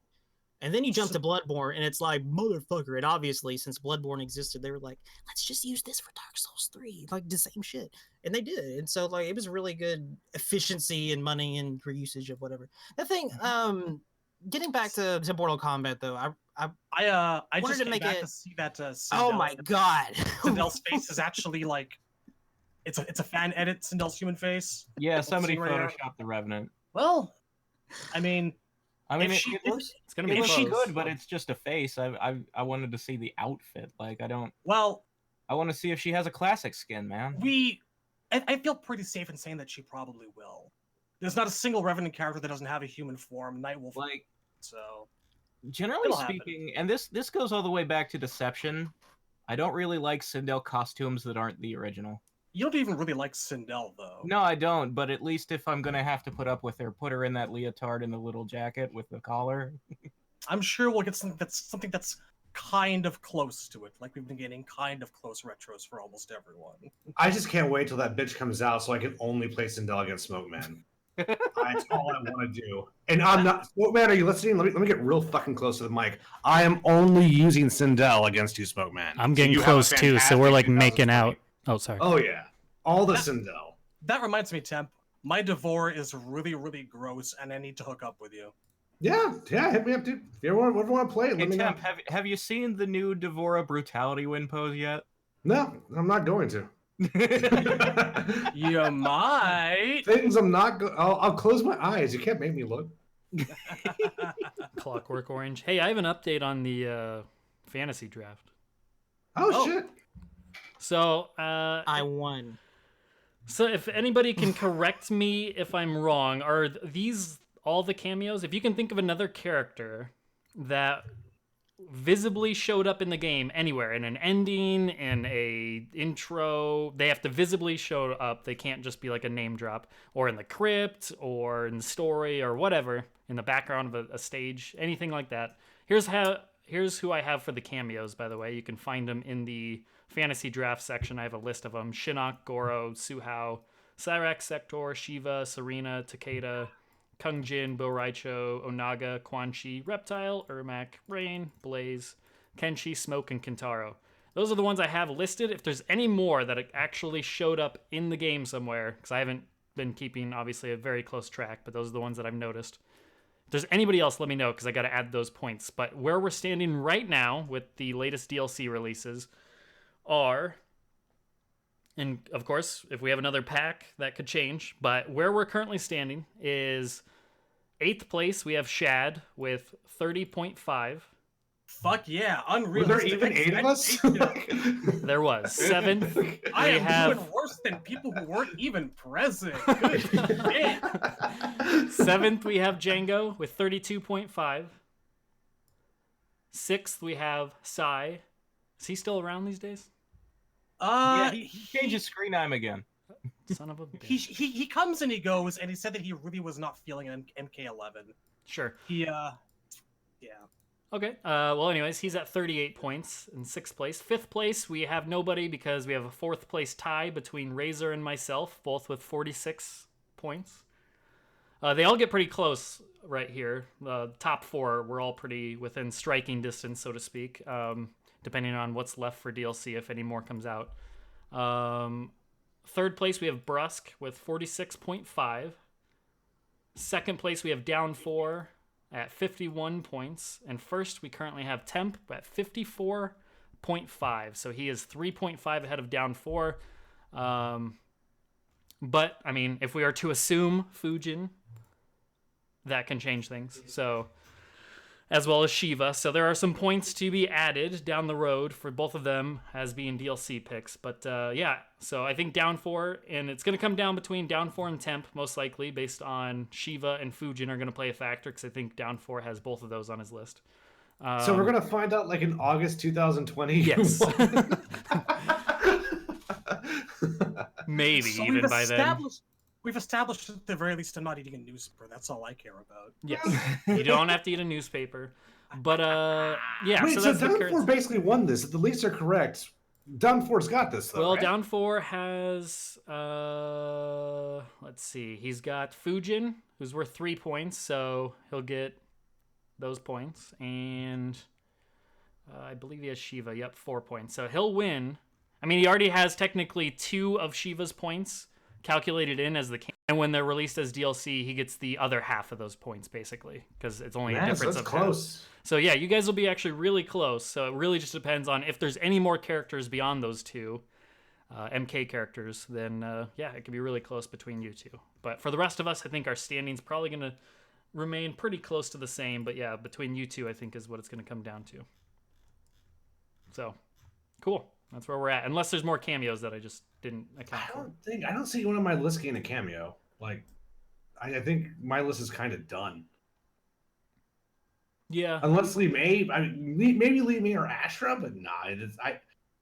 Okay, maybe Sector possibly. I think there's still a small chance Sector may show up. Randy, Quan Chi does have. Would Sector already be worth points because of story mode? Yeah, Sector's already. He'll get more points than the story mode cameo, I believe. Let's see what the points were. I can't remember. So Sector might save my ass, but that's about it. Other than that, Down 4 is because a cameo is worth half points. A DLC inclusion's worth their full points, so you'll get their other half basically. On the distant chance that the Cyber Ninjas are in Pack 2. Yeah, I don't think they will be, but which sucks. But Quan Chi's already accounted. I kind of feel like it's a good possibility. Randy, Quan Chi's already accounted for because he was in one of the endings. I forget who. I think it was maybe Sub-Zero or something, I think. But yeah, he was standing in the hourglass in somebody's ending. And then, yeah, the ninjas count for Shang, so that's why, like, Rain, Ermac, all of them were in the crypt anyway, so they technically already got their cameo appearance. Hang on, who? Because in Jax's ending, there's this shot of everybody who died in MK9. Was Stryker in that? I don't know. Anybody can go back and look at that. Like I said, if anybody notices anything that I forgot, just let me know. And yes, I counted Kentaro from Shang's fatality, which was badass, by the way. Yeah, so that's where we're at. Yeah. All right. A little shark. A little shark. Yeah. All right. So yeah, that's where we're at anyway. So yeah, I think it's going to come down between Down 4 and Temp. Temp's got the lead right now, but Down 4's got the sleeping points with Shiva and Fujin, and then it really is down to, are we going to get 1 or 2 more MK characters beyond that? One would at least hope for 1 more, but I feel like with the first pack being mostly MK3 characters, that it's just not right unless we get Sector, Cyrex, and Stryker at the end. Stryker. That'd be interesting. I honestly think the only reason they're not playable right now is because they ran into problems during development with gear. I really think that's why the Cyborgs never showed up, is there were gear issues. That's my theory, but I don't know. All right. Well, anything else? I guess types of dreadlocks. Briefly, because we didn't really get around to it, I just want to muse about the future of Nightwolf for a second, because we didn't really get a chance to talk about like him since he's come out so much. And aside from being a lot of fun to play, we might remember that his ending actually shows us that he has a successor in the form of a female Nightwolf. And there's a lot of dialogue that Nightwolf has with a couple characters, specifically about Cassie, where he mentions that anyone can become a Nightwolf, male or female, and, that kind of foreshadows his ending a little bit. So, with the speculation that the next MK might be a reboot, I think it's actually quite possible that next time anything goes, and we might actually be getting a female Nightwolf from now on. I'm not sure how I feel about that just yet. It could be nothing. I mean, it's an ending. It's an arcade ending. It could end is. up like fucking the Lady in Jades. Exactly. But, I gotta say, as weird as it would be to, have a gender-swapped role in MK for the first time ever, can't think of too many characters that would be better off with. I would not really say no to a female Nightwolf, assuming that, we had absolutely no ties to previous canon, that nothing had to be the way it used to be. I'm cool with the idea of seeing like if we saw like previous generations, or if we saw like the Nightwolf's successor, like the Nightwing to his Batman, and it was a girl. The Night Pup, if you for will. a reboot, I don't want them to change the lore any. I don't, because they already did that with 9. I do want to add that I was originally very, very against having a female Nightwolf because now I know his name's Grey Cloud, because I feel like Grey Cloud, I didn't like the note he left out on, but now that the real Nightwolf has kind of finally got his swan song, it's not as big of a deal, at least for story. Now, granted, if you're gonna make a female Nightwolf, don't fuck up his gameplay again. Her gameplay. You know, all I ask is that you give me the ability to once again move from the forward overhead chop into the rising tomahawk. I can't do that, and it bugs me so much. Is that the forward two? It's a crushing blow combo at the end of it, with like the forward chop where he just like cracks your skull. Oh, when you do the shoulder into the EX? No, it's a combo string. It's one of his combo strings. Like you can't. Does it start overhead? Don't think so.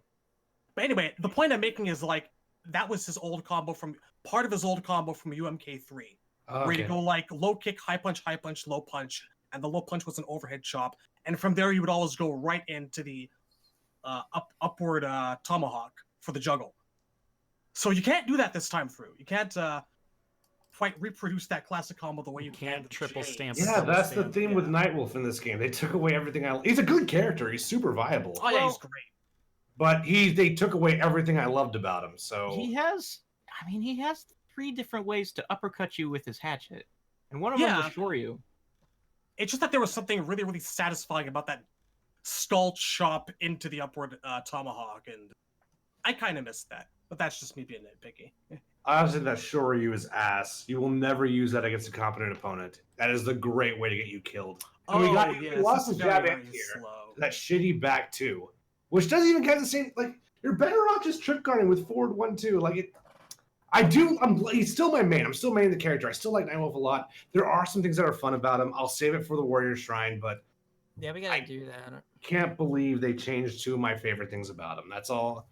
It's better than nothing. That is my final thoughts on Nightwolf. Is it's better than nothing. I didn't care when everyone was talking shit about the helmet. I'm like, hey, I got Nightwolf back. Give him 4 helmets. You know, most of the helmets are kind of dumb. They did give him 4 helmets.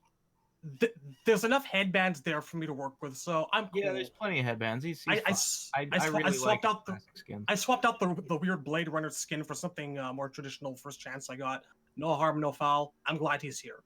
He has 4 costumes, and I use 3 of them, and the one I don't use is the fucking cyberpunk shit. I'm still confused about like the wolf helmet on top of the ninja mask. Yeah, I don't know it's like some sort of like weird game of Jenga going on there with costume pieces, but some people out there got to enjoy it, so more power to you. And yes, his Revenant skin is the best. It's Revenant skin is absolutely. Great. Like, I think he's the only guy who I like in Revenant form. Right away, like I said, I went and I put up a classic variation and a Revenant variation. Had to do it. I enjoy them both ways. It's a lot of fun. The Revenant, yeah, dude, that thing looks really good. I think the only person that might give him a run for his money, it won't ever happen, but that would be Smoke. I think Smoke could have like some of the sickest Revenant designs ever. Smoke would actually like look normal as a Revenant. Like him having gray skin kind of makes sense because he's fucking Smoke. But so of course he's the one guy they didn't do. All that like Aninra shit, and work that into his look too. Like he could have some really tight shit. You know, after seeing what they did to everyone's hair, I'm so glad Smoke's not in this game. Like if they gave like fuck boy haircut Smoke or bald Smoke, I would have just broken down, dude. Like I'm so glad. Okay, like we've been guests for like an hour and a half. Now we're gonna talk about Smoke. I'm already 3 glasses of wine in. Don't do this to me. Yes, yeah. I'm gonna start openly weeping on the air. I asked for so little. Although Nightwolf's hair looks good, that was one of my biggest worries. I do like he his does hair. have good hair. Nightwolf's hair does look good. I generally love a lot of the hair in this game, so Liu Kang's hair looks good. Like it's really just Cabal. I have questions. And Kung Lao. I'm curious to see like what that hair tech's going to be like for Sindel. I feel like Kung Lao is only. Well, I mean, he was always bald as a Revenant. That was a thing in X. The Revenant's fine. The I feel human like ones he's is only the one bald with in the his problem. MK3 skin because they removed the cowl from the model and they didn't bother to do anything else to it. I think it's that, and it's a slight nudge towards trying to make a more realistic looking Shaolin monk that shaves their head. I mean, this is unfamiliarity with the lore on the casuals part. Everybody always brings up the hair, and I'm like, look, Fucking Liu Kang and casuals. Kung Lao left the monastery. They don't practice anymore. They joined the White fucking Lotus. Everybody forgets that back in the MK1 and 2 days when Tobias was around, Liu Kang was referred to as a renegade monk because he was no longer following the teachings and shit. Like, there's definitely a vow that says you can't bone Kitana, and he's not listening to that one either. Yeah, no, that's true. All right. But I guess if Kung Lao wants to shave his head, who am I to complain? Do we have a couple of Q&As to handle before the show goes Let me off? say this thing because people like in the chat. I'm only saying this for the fucking chat, not you guys chat. You guys chats are okay. Well, most of the time. The YouTube chat though, you always get the fucking comments about negativity, right? And that's cool. It's cool. You guys, I'm talking to you. You guys are cool. But it's important that your negativity be accurate and well aimed. I want to make it clear, just me personally, to finish the fucking Kombat Pack, whatever. I'm not upset with the characters, the character choices. I'm really upset with Warner Brothers intentionally not being transparent and withholding information about when that stuff would be released. I think that they were, and I said it in the video, but whatever. I think that was them taking advantage of people's assumption because they've had that same release schedule for so long and so consistent. Yeah, I have to. If I was gonna say like the realist shit there is to complain about is people bought the pack and didn't know what was in the pack for 4 months. Yeah, and it's not just the that. pack would be delivered. That's just bad business. Let's remind people that Saeed guy on Twitter, I forget what his full name is. He Danish. Yeah, that dude. Somebody had asked him on Twitter. This was months back, it was right before the game came out. It was a couple weeks before the game came out, and they asked him, "Hey, when are we going to find out who's in the Kombat Pack?" And he said something along the lines of, "I'm not entirely sure when, but I would imagine it's going to be very close to when we normally reveal that." And it's like, you normally reveal it a couple weeks before the game comes out. Yeah. And here we are. That's the thing. 4 months after the game comes out. So and yeah, it's not just 4 months. Like, I mean, yeah, there's so many fucking whatevers, dude. And it's stretching it until March too. It's just crazy. It's crazy. It's 5 months before when they normally would. Yeah. I would not be pissed or whatever if they had been transparent about this shit. It is the same shit that pissed me off with the custom variations. Just fucking say it. But they're intentionally, they don't want to say it. They're going out of their way not to say it. Well, I think because they want to bank on they don't say because they don't fucking know, because they're making it up on the fly. That's not the case. That is not the case. Warner Brothers, I mean, NRS knows. Listen, I mean, custom variations specifically. Like, I think they know the release date and what's going to be in the pack, obviously, because Warner Brothers does make them decide that stuff, and they make all these deals with various media outlets of when to reveal what and who gets what exclusive and that kind of thing. But like the specifically the thing about the variations and which ones would be tournament viable and whether or not you'd be allowed to use customs, that was on them, and they just decided on the fly, I feel like. And I still feel like, why are tournaments obligated to listen to that? Can't Evo just, if they want to, go, hey, you can use your own variations? They can, but like you shouldn't. It's just people are choosing not to. So I don't know who's the right person to be salty in that situation. Unwritten rules of Fight Club. There's very good reasons that shit's not available in competitive play, and for that alone, that's NRS did the right thing there as far as determining, like, listen, this is what you guys are looking for if you're looking for a competitive experience. Yeah, I mean, We in provided terms it. of balance, But you we're do have not to- going to tell you that information, the withholding of information, or a live omission or whatever. That is a different situation, and that's what I'm talking about here. I also would have it's the same. Part of that one was also the fact that it's shipping with only 2 competitive variations instead of the 3 the MKX came with. It's just less content there, and Well, I have to I wonder wouldn't be who- mad if they had just said it up front. And it's the same situation with this. If they had said that the combat pack was going to take this long to do it, there's no way that it would have been it wouldn't have been a different situation. Well, how There wouldn't how just many? be as much incentive for people to get the combat pack when they did, because fucking wait until your next tax return and you could still get the fucking combat pack when it has this schedule. Like, dude, Yeah.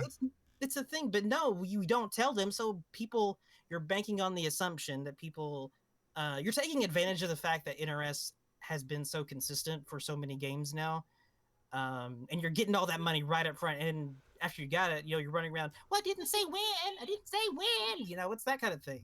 Yeah. And boy, is it win. It's a hell of a win. That's I all that feel I'm like- really pissed about with the combat pack situation. I feel like it's just like the faces of the company, the guys like 16-bit and Derek and Lansdowne.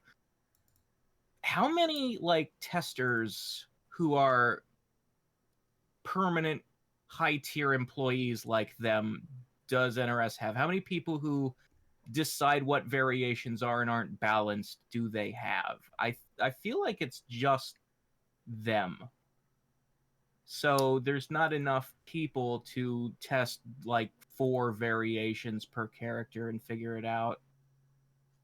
I mean, they have a whole floor of QA at NRS. Well, yeah, but those QA people are working on actual bugs, which this game still has a lot of. Yeah, it does. We're It has never gonna fucking get lots of more bugs. variations. It'll be like But that's what maybe a No, year and a no. half down the line when we finally get one.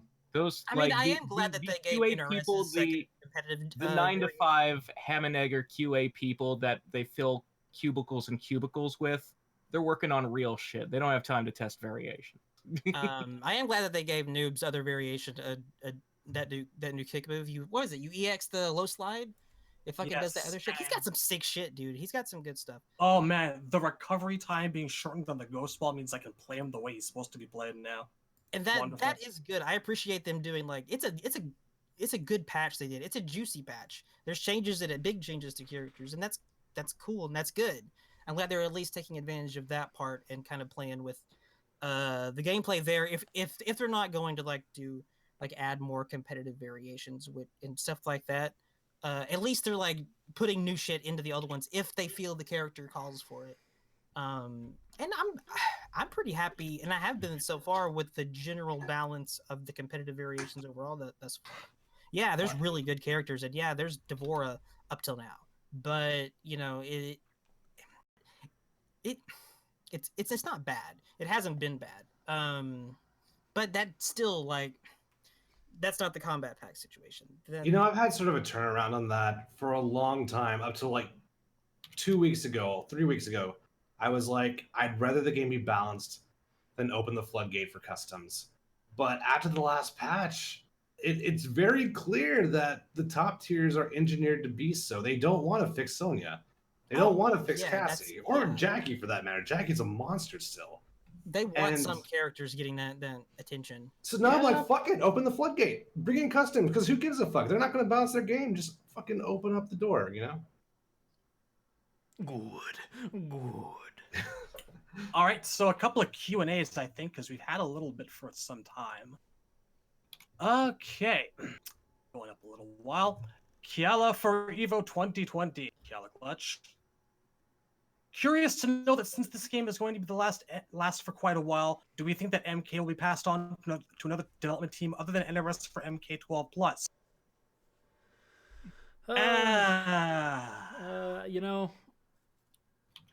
There's a lot of speculation going on with that question. There's a lot of who knows?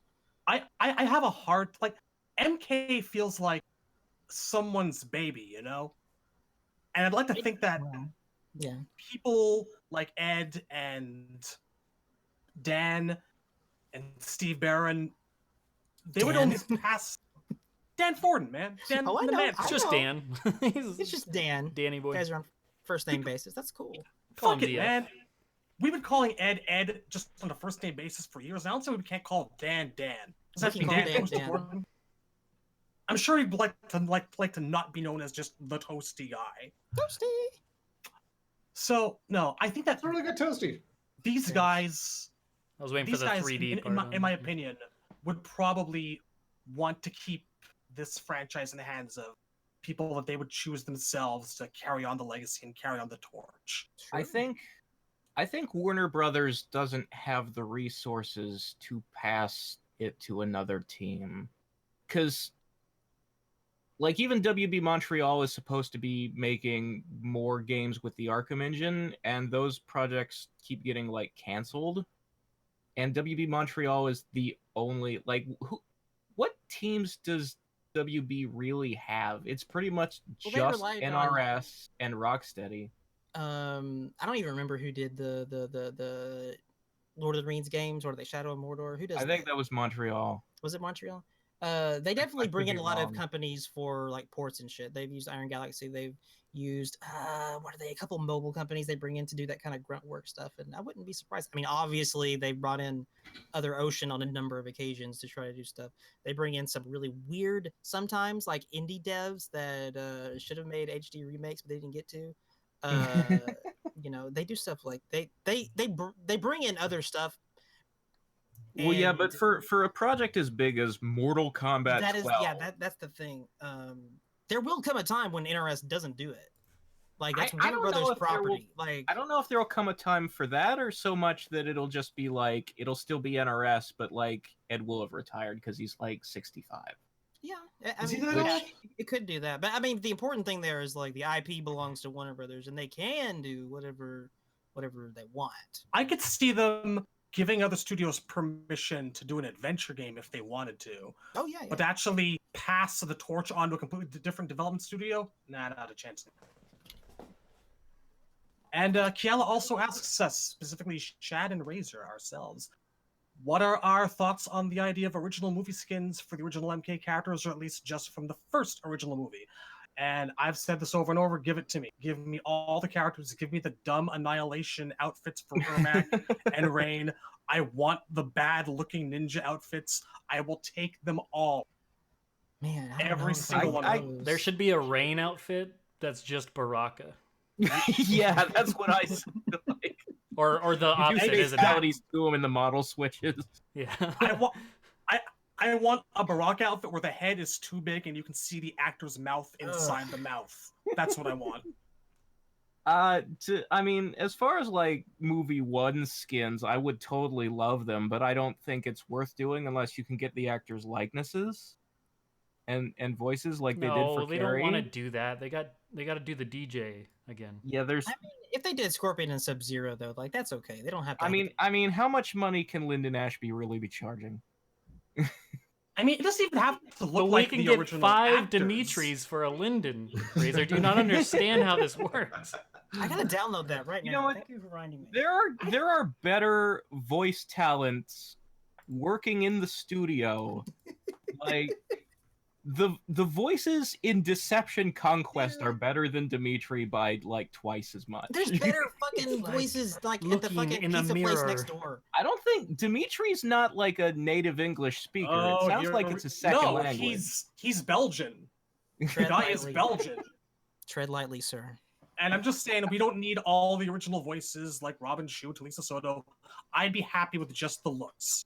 I mean, the looks would be fine, but it's if you're gonna do like Johnny in a green button-up shirt and slacks, then it doesn't mean it unless you also get Lyndon's face. And if you're already getting Lyndon's face, why not ask him to do some lines? Oh my god, dude. I wouldn't Lines. say no. Easy. I wouldn't say no. Listen, there's a But yes, couple. By do some lines, I People who are- don't mean the Hemorrhagic kind. I mean of dialogue. If you could- Jesus. well, you know, there's room for both. Everything. And in it is moderation. glorious.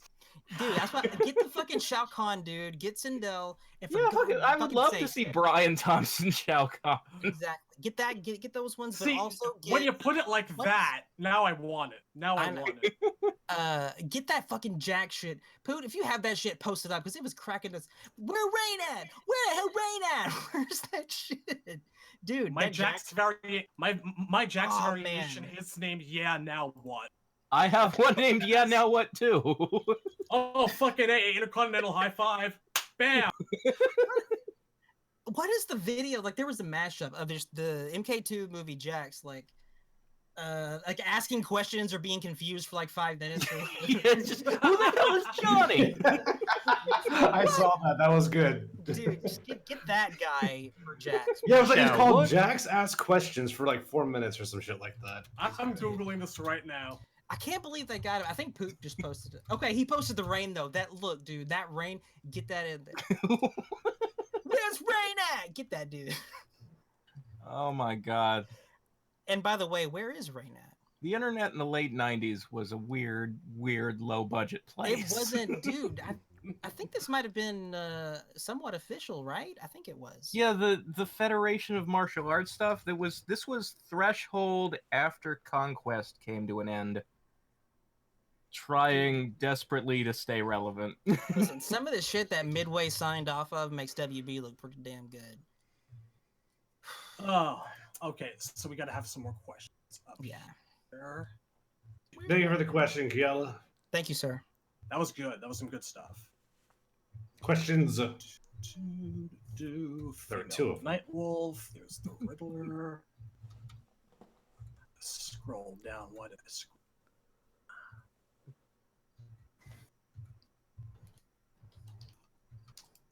Himrit guest character? That'd be tight. I mean, why not? I love how he's like become the cocaine mascot of our Discord. So He's just Well, like- we have actual photos of his like frat boy days, shirtless in the middle of the street. That's what makes it so no good. way he wasn't on like 3 bottles of wine a night. No way. Survived Combatants asks us, do we think that WB and NRS will purposely make Joker high tier so he has high tournament presence as people in the community don't want Joker in? I mean, was he high tier in Injustice? I thought he was pretty low. Yeah, he's been That's traditionally Injustice pretty too. bad in all those games he's been in. I probably just imagine he's gonna be that again. I think that suggestion to put him in didn't come from NRS. I think it came from Warner Brothers. I'm operating under that assumption, and as such, like I don't know how like high tier. I don't think make him high tier is really part of the deal, the equation, the lean. Yeah, I definitely could see WB being more on the reason Joker made it in for sure. Because I mean, it's not like the Terminator where they're like, oh man, we get a chance to work with this character. It's like they've already worked with Dude, Joker yeah. several times. now. Exactly. So It's like, feel man, like- this is our chance. We get to do something with Joker. Yeah, I feel like they've been sitting on this pair of blue balls since versus DC Universe when it comes to Joker with fatalities, and this is like why they're so excited to finally do it. oh, he's vicious. Yay. Somebody's excited. Yeah. It's the same as like Ed and his boner for blue robots. He has to have one in every game. Yeah, where's my blue robots? Yeah, Frost. I got Yeah, sort exactly. of a cyber sub. I guess three This games. new in a row. character who's wearing Frost's name and hair. Yeah. Leave her alone. Leave her alone. Okay. Assassin Venom 98 asks us, what skins do you guys have on your primaries? She got buffed. Is that MK1 Raiden is No. called Simple Beggar. Very nice. Could have used that for the tournament, but that's cool. Yeah, every character who has a retro skin, that's their primary on mine. Pretty much. Same for me. However, in Well, the case of specifically Kano, it's the MK1 colors, but In the case of Noob Saibot, I took the liberty of doing a little tribute to my missing main man. So, a skin I have called In Memoriam has the gray mask, classic mask. Whoa. My Noob Saibot is rocking the 10,000 Agonies hook, the recycled Soul Core, Shadow, Vision of Hell skin, and all that together makes kind of a grayish black Shaolin monks-esque tribute to Smoke. Yes, it is really that sad. Did you see those upcoming Combat League skins for Sub-Zero, the gray ones? I did not know. I'm excited. He's looking like What smoke. is Lots of things look like smoke. Well, it looks especially like smoke. And I wish smoke would look like smoke, but he can't. So we gotta get it Desperation elsewhere. comes in many forms. He looking dead Oh. right now, though. I think my default Nightwolf is Rev. Because I mean that's just a really good skin. I have another one though that's not Revenant, and that one's I think that I called that one Forge. Because Because I like X-Men, X. I get it. yeah, you know. I have 3 Nightwolf variations. The first is his MK3 skin, but in the blue shader. I called it Where's the Rip? My second is the one where he's wearing the t-shirt under the vest with the paw logo on it. And I gave that one all 3 of the animal moves, and I called it Animality Feeler. Okay. And then my third is the Revenant, and I called that one Sin Eater as a deception reference. That's good though. I like that. Nice. That one is good. Like the other ones I giggle, but that's actually I wanted his fatality to be where he takes the sins of his tribe and sends you to hell, and for some reason Onaga's there. That's what I want for his fatality. But no one cares what I think. So I care. I've also got Yeah. I've got Sub-Zero wearing the blueberry ice skin. So that's the inverted blue trim and black quilt pattern, and the Shaolin monk's mask. And I call that one Crystalline. It's about as close as I'm getting. Oh, yeah, but I've listen, everybody knows my usual sub, but no, I've got a brand new default on my sub. It is DJ Fucknut is my default Sub-Zero now, and I gotta tell you, he's really working it for me. He's doing a good job. DJ Fucknut. That actually got past the censors. That works. Yes. do you guys want me to go over all my skins for all my characters? No, Or just- no. Just your primaries. Yeah, yeah. Okay. Everyone knows I got Lobster Toss for Kung Lao. So that's cool. Yeah. We do. We see that while we're dying, our life is flashing before our eyes. For Nightwolf, I just put Artex with 1,000,000 exclamation points. So that's probably my favorite right now. For Scorpion, I have no Misery Blade, LOL. For Sub-Zero, I got Django Jr. Oh. And for Scarlet, I got Baron is so woke. Ooh. Yeah. That's appropriate. What is Django Jr. wearing? What a weird sentence. He's default. He's gonna be the DJ dude soon. Yeah, he is. Makes But sense. yeah. Perfect. Crazy Forever asked us yesterday, when are Cyborg and Temp coming back to the Nethercast episodes?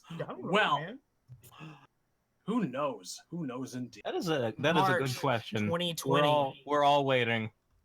Shang emoji thinking.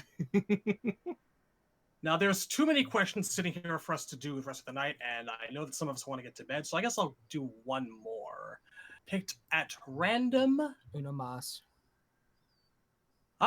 Psycho 6, who was banned earlier today from our Discord, asked no. us, I remember one of your Nethercasts you guys put over how well you love the run mechanic. Looking back now, do we still feel the same way? Or are we happy with the current game speed? Good question. It's I'm really, complicated, but he adds, I'm really interested to hear your guys' thoughts on this. I value the Nethercast's opinion over everybody else. Aw. Oh man, he Yeah, might have dude. earned himself an unban.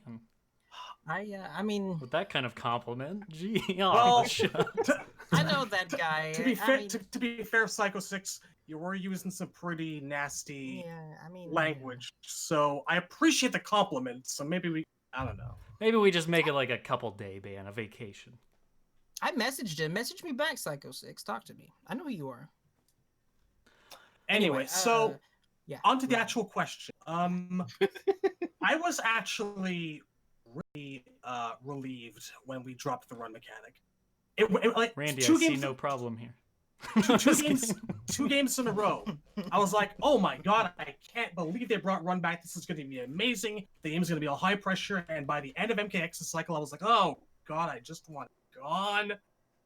And I like it this way. I think I really do. I think this is how MK should be played. Block dashes, no runs. I'm happy. The pace feels right to me. Interesting. I'm comfortable with the pace of 11, but I'm still pro run. I think I'm probably going to be the only one who is. But I mean, I'm also the YOLO Rushdown king, so. Yeah, You are a maniac. That is true. People think I hate the run button, but the truth is I just hate MKX. It's really not the run's problem with that. I mean, Very the way good distinction. the run could have been good if there were better defensive options in that game, like better anti-airs, less recovery on certain like down fours and down normals would have helped so much. And just take out all the dumb mix-ups that lead to 40% damage. Run is not nearly as bad. Not to mention they tied the run to the stamina. So if you do run and you do get in, you have no stamina, so you have to go for a mix-up because everything else is not in your favor anymore. So it just, in a better game, run would have been fine.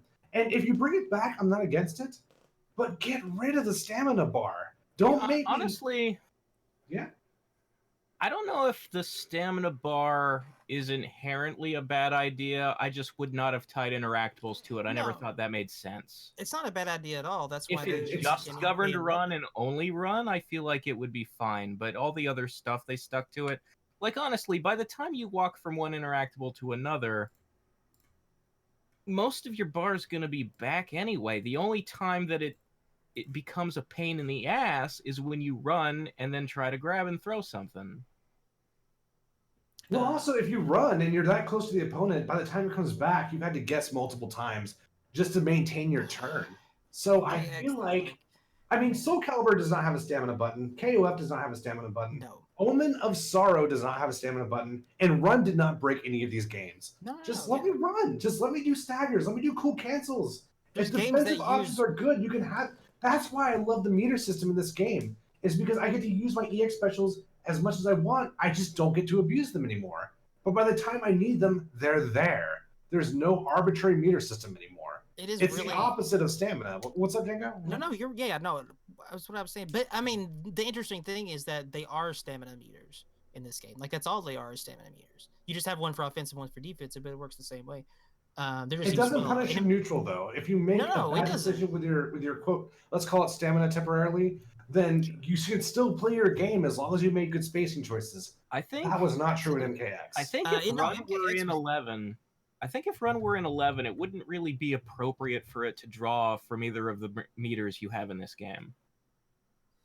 Yes, I would let people run infinitely. Just let them run. Defensive options are so good in this game. Right, that's the thing. There's lots of games out there that are doing run well. It's just MKX wasn't one of them because that was MKX's problem, not Run's problem. MKX was dumb and frenetic and kind of, just mashy and whatever. Like, I don't like it. I like the more, like, you have, like, having time to think about what I'm doing and to look at what you're doing and kind of do a strategy, whatnot. It can still be fast. I'm saying it has to be dumb slow, but it also doesn't have to be so fast that it is literally an exchange of guessing instead of reading and stuff like that, and predicting. But I am happy with the way they did meters in this game. It surprised me because they are, like, stamina style. The one complaint I have with the meters is the fact that the Fatal Blow one exists. And it doesn't, it's not really a meter. I feel like making its own thing that kicks in at a health level just guarantees you're going to see a Fatal Blow every fucking match. It should be one and done, hit or miss. Like, at least when it was the same meter as your EX moves, you would almost guarantee not seeing it most matches because people are going to spend it on their EX moves instead. And that way, when you saw a fucking X-ray, it wasn't quite as tired and just fucking... Yeah. It's true. Honestly, I kind of don't want the next game to have supers at all. Agreed. 100%. It's just kind of dumb. I couldn't agree more. I shouldn't say that. I don't know if a lot of people feel that way. I do, though. And I've heard a lot of people say the same thing. The old way of doing it, like, they just kind of precluded the usefulness of X-rays by the way the meter's used and other shit. And this one, though, like, you're going to see it because it doesn't fucking cost anything besides what it takes to do that specific thing. And you see it all the time, and it's really fucking annoying. And it's not a fun mechanic. I am glad that they found a way to make a mechanic that's useful because, again, X-rays weren't because your meter precluded the usage of X-rays for better tools. I'm glad that they are trying to make mechanics and put them in the game that you are using and only keep ones that are useful. But yeah, like they were obviously thinking this about isn't. it. They thought of a way to make your meter, so you can still do EXs and your super. It's just they didn't fix the biggest problem with supers, is that they're so fucking boring to watch if you've seen them 100 times. They're repetitive. And Especially after the match where he says finish him at the end. Like, there's no reason for that's that. the worst, dude. Fuck What they that never shit. what they never really got was like the huge difference between old school supers that were interesting to watch when they were hitting at specific forms of animation and current supers that are just insta movies the second they hit. Yeah, in like Marvel vs. Capcom 2, if you do Ryu's super, there's no fancy camera angles, and it takes like 2 seconds, and you're fucking And back you- in there. And you It's need not a to pay comeback mechanic. You had to earn that situation. Yeah, and like, and yeah, you needed to be the paying opponent- attention to when and where it hit in case the whole thing didn't like go through, or some hits like connected and others didn't, and the guy wound up blocking. It was still an the involved opponent gets part to of gameplay. move and react the entire length of the beam. Like, they're not trapped in a fucking animation. Right. It's I mean, their heart was in the right place with like, fuck it. If it's not working, people's not using this shit. Let's find a way to use this better. And they did, and I really like what they did with crushing blows because it's like fuck X-rays and that whole effect. Just put them into like individual moves. Yeah, and I have, do KBs. Those they're are good. fast, and they're super fast, and they're good, and they're cool. That is how.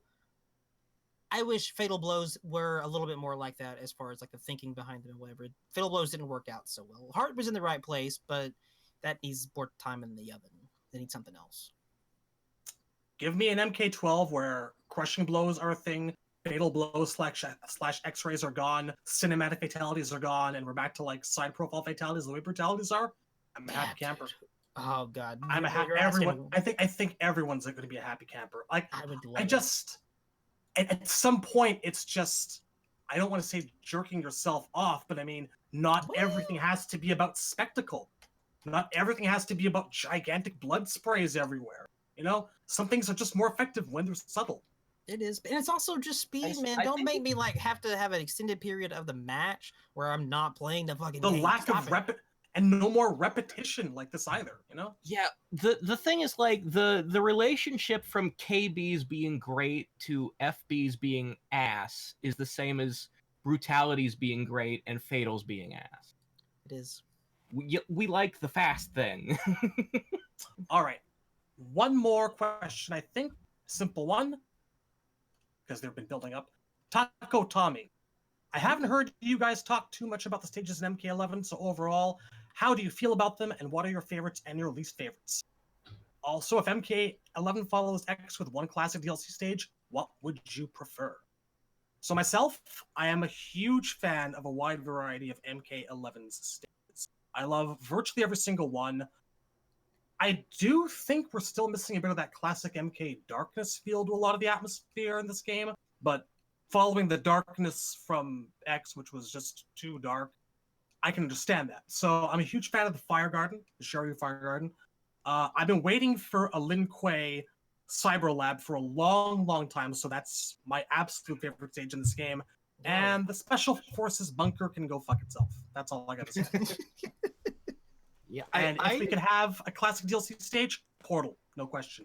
Won't happen, but I love it. I still want the Deadpool from story mode. I'll take it. I want the Warrior Shrine. But we get Warrior Shrine would be great. I'm not as like desperate for the Warrior Shrine just because I can go there in the crypt and look at it if I want to. I'd love to be able to fight in that I would love thing. to play like any of the Shangs Islands areas that they haven't.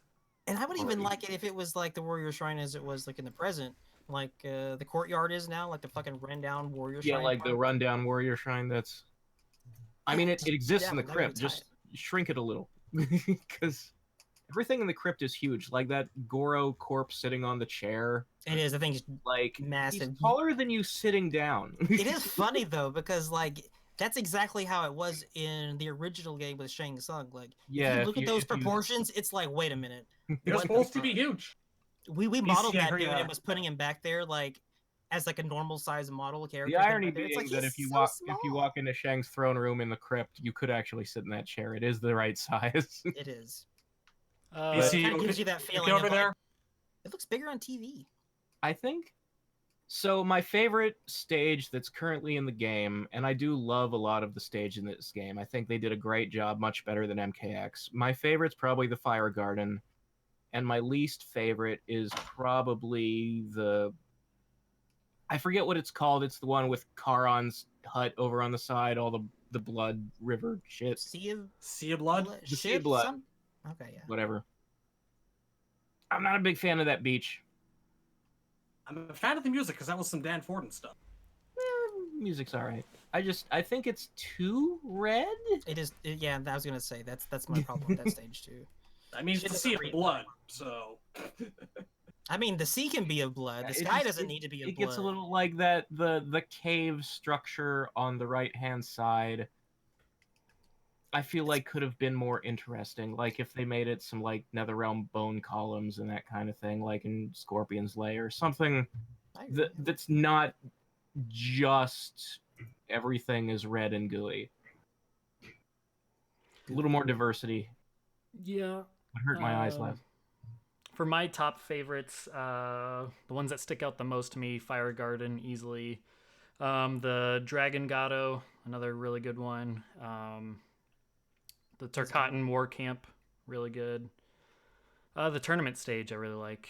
And if I had to choose one more, I'd probably say either Shang Tsung's island, the courtyard, whatever, or maybe even the Chronica one with like the actual like greenery behind it, the Chronica version with the past dinosaur version. one? Yeah. Yeah, Not so much it's the nice. dinosaur stuff. I just like the look of it, kind of like the Yeah. waterfall looking stuff. And the only one I really don't care for, I would say, is probably the Special Forces, the inside one. That one I'm not Yeah, a big fan of. It's same thing. It's just really, really drab and bland. Oh, I forgot to rep Shinnok's Bone Temple, both for a really, really nice background and providing me with a new sexual location euphemism. Mm-hmm. Especially the way the announcer says it. I It's actually- like Shinnok's Bone Temple. Like, he really emphasizes You know what Bone goes on Temple. in there. You know Shinnok's what's bone happening. zone. I mean, I don't know how he can bone anything. He's just a head, but maybe well, there's a joke there too, isn't there? It works. I can see. He's a good head. Uh, I Did I actually say- I'm kind not of gonna say like the bunker stage because it's got all those people sitting on stuff in the back. It reminds me of Guile's stage. Yeah, in I was gonna say Starfire. that. I think it's a tribute. It might be. I yeah, think the Guile the thing one is. I don't really like is the outdoors one, the desert. Like I like that you can grind them against a cactus, but other than that, It does have good interactables. I like it. both I of just like the those- lighting. and Those stuff. animations are top. Like, when I you do- shoot I the don't know. I face don't into the- like deserts. I don't like sand. I do Fortunately, like. it's rough and It's considering- cool. Hey there, Anakin. I do like Johnny standing back there though and like cheering on the fight. That's the part I enjoy. Yeah, kill fucking drill Sonya's head in, Cassie. Yeah. MK is a fun place. I don't know what my favorite. It My is. favorite might be what is it? The Black Dragon Fight Club. Like the purple shit really works for me. It's a cool stage with cool lighting. Same with and I also really like the courtyard one. Marketplace. I In got the courtyard. Wait, which one? What now? Outworld Marketplace or Ruined Courtyard or what? I like the market. The no. Why you don't put No, marketplace? in there. Marketplace. Sorry, Marketplace. That's that's You're 7-10. I'm 5 glasses of wine in now. Sorry, guys. He's talking about the No, courtyard. I meant to say Black Dragon Marketplace. I kind of like that one too. Mainly for the Right, music, but it's nice. the Russian street. Yeah. Oh, Russian Street. I know. I don't remember what that thing is called. Okay, that one. Yeah, I like the club one and Shang Tsung's Island Ruins. I don't. My least favorite is that fucking blood, sea of blood, whatever.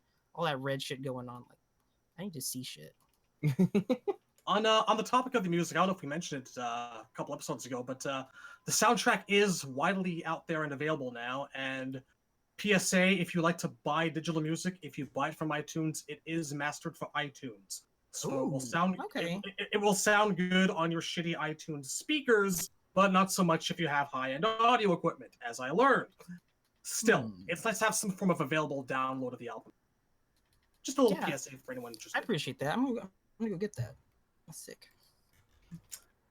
And I think I guess I'll pick my stages then. Please do, sir. Thank you. Sounds like, and we're wrapping up. I was like, I thought we were. I know to say something, but Sorry, I thought we were. And like, no, you you're- typed BRB in a chat like Jesus. 20 minutes ago. I thought you were gone.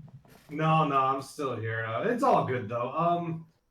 My number one pick is the Shaolin Trap Dungeon. I just really like Oh the yeah. assembly of colors. I also I like the corner game a lot. I like that fan, dude. That fan is tight. I think my second favorite is just the criminally underrated Black Market Alley, like Shad was saying. That I really like the lighting in that one. I really like how the snow or ash, I don't know what it is, but how it just kind of really just illuminates the stage nicely. And Like, it could be either, right? It feels like possibly some sort of Chernobyl fallout or something. I don't know. It's good. it makes the characters just look really good in that stage. They do. I really like the third hourglass, the outer space one. I think that one's kind of tailored to me. It says, I really it says temp wanna- in the background. It's just the stars. Yeah. I think the one that's tailored for you is the Hive. Yeah. Yeah, if I had to pick my least favorite, it actually wouldn't be the Hive. That's my second. I hate that one so much. I really hate that stage. I forgot about the Hive too. I'm gonna have to say that's the worst, and the Sea of Blood is second. I really don't like the Hive. I mean, even if I didn't hate Devora, the colors are just awful in that stage. Just It's that, not- that pukey yellow green is It's not aesthetically pleasing. It's the same as like the bridge in MK3 for me. I enjoy the aesthetics kind of, but in practice it doesn't feel all that fun to be in. So I love the music. It would be nice to go a crypt without any spiders. Let me put that also out there. Yeah, it would. Yeah. The true worst stage, in my opinion, is I know I'm kind of alone here, but I'm gonna say Goro's Lair, because that stage has real gameplay problems, where it looks like you got the opponent in the corner, but Yeah, you're really dude. only like 75% through the stage. So you do your corner combo and it drops, so they just keep going backwards. Ambiguous corners are my fucking nemesis. I hate that shit so much, man. Even when you're in the corner, it still doesn't look like the corner. You're pissing her still off. technically She- go back further. So Sorry, Zatanna. Zatanna's not cool with this. No, No, she's got. she's She's. ambiguous corners. Don't talk about corner game with her. She gets really. It's not cool. This is trigger warning. favorite stage to bring back is, as always, the Tower / Evil Monastery. My favorite That's a stage good of all one time. too, man. Man, that the combat tomb, man. And those are sick. anything from MK2 was great. Anything. Can't go wrong, really. I mean, it's let's be real, it's the better Shadow Priest stage in my opinion of the two. I'm just saying. What's the other? Wait, Now what's you're the other? shitting on the portal, and we're gonna have to fight. Oh, okay, so the Like, portal. what the fuck, man? Like, what the fuck? I joke. I love the Portal too, but I honestly do think it's the better of the two. But that's because it's my throw favorite hands over stage the of all portal time. being the best. I don't care. I think the monastery is a little better than the portal too. I love them both though, but I just really like the Tower a lot. And yeah, just a full circle. I think the Shaolin Trap Dungeon is just sick. I think it's a great stage. I hope it never goes away. They're gonna I remove it still from the want a game. stage fatality where you can like uppercut the No! down on the spikes that's on the floor, like the movie. I want that shit. They should do like tournament Shaolin Trap Dungeon, like the Evo Shaolin Trap Dungeon. Would be sick. Ooh, that would be tight. Kinda- Go in there. I kind of want a stage fatality for the Shaolin Trap Dungeon where you have to like gently nudge them pixel by pixel until a pillar crushes them from above. And if you're not careful, you get crushed. So I many want a good stage ideas. fatality for. I want a stage fatality for the Shaolin Trap Dungeon where Scorpion just is off screen and he pulls a lever. It was me. We can jump on Reese's peanut butter cups. It'll be a great time. Well, see, I like this. We all got a really varied and nice, wide opinion of what our favorite stages are. I think that's a good sign that they did something really, really special, something really right here. I mean, they're in terms of design. way beyond, leagues beyond MKX stages. Oh, so far. Yeah, they Big definitely improvement. took that criticism to heart, which is one of the few areas where they did that. I still think MK3 is probably my favorite game for stages, followed very closely by MK2. But this is number 3, like free. Just fucking free. It's the best. Of the Free? It's number 3, but also Free. the best. Free. That's not 1 or 2. Free. I'm more of a MK2 than 1 than 3 guy, but Yeah, Not bad. one. I like the island stuff. Yeah. Yeah, I love the 70s. More Oriental type vibe. Yeah. Kung Funk shit. It's good Yep. shit. I dig it. I wish we had more and of a that. bit of the outworld aspects of 3, like the Soul Chamber, then 1 for me. And there's some good shit in 4 too. Never really been able to get over and get past like MK4, has a lot of shit. Come on. The 4 and Mythology's depiction of the Netherrealm is something that I'll still miss to my dying day. Yeah.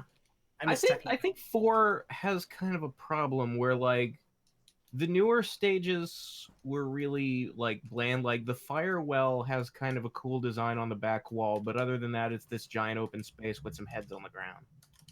And like, so they had to end up bringing back like Goro's Lair and the Living Forest. And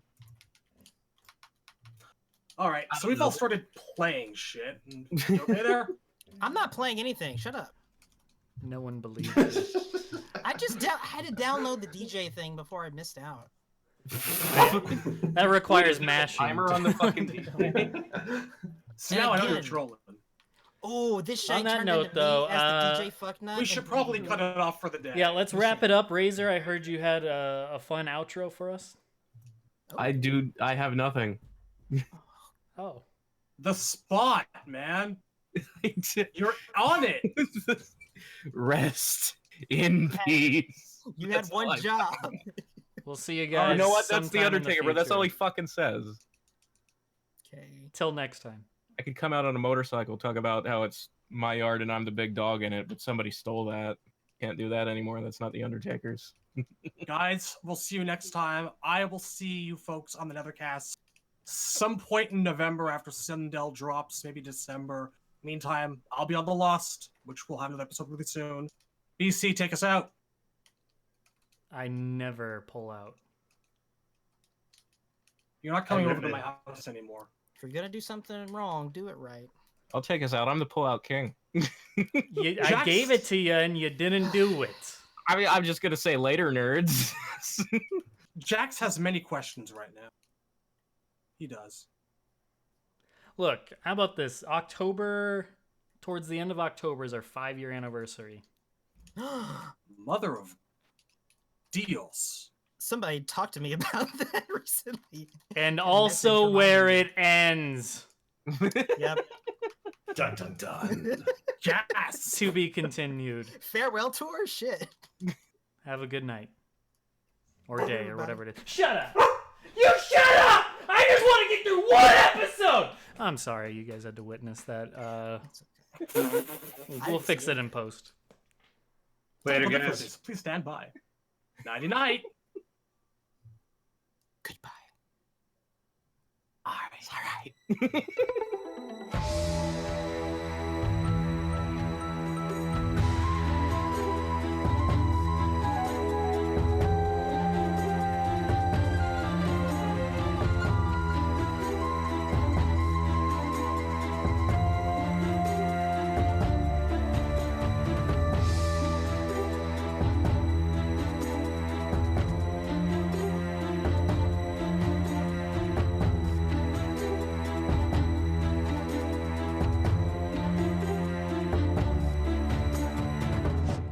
You will never win.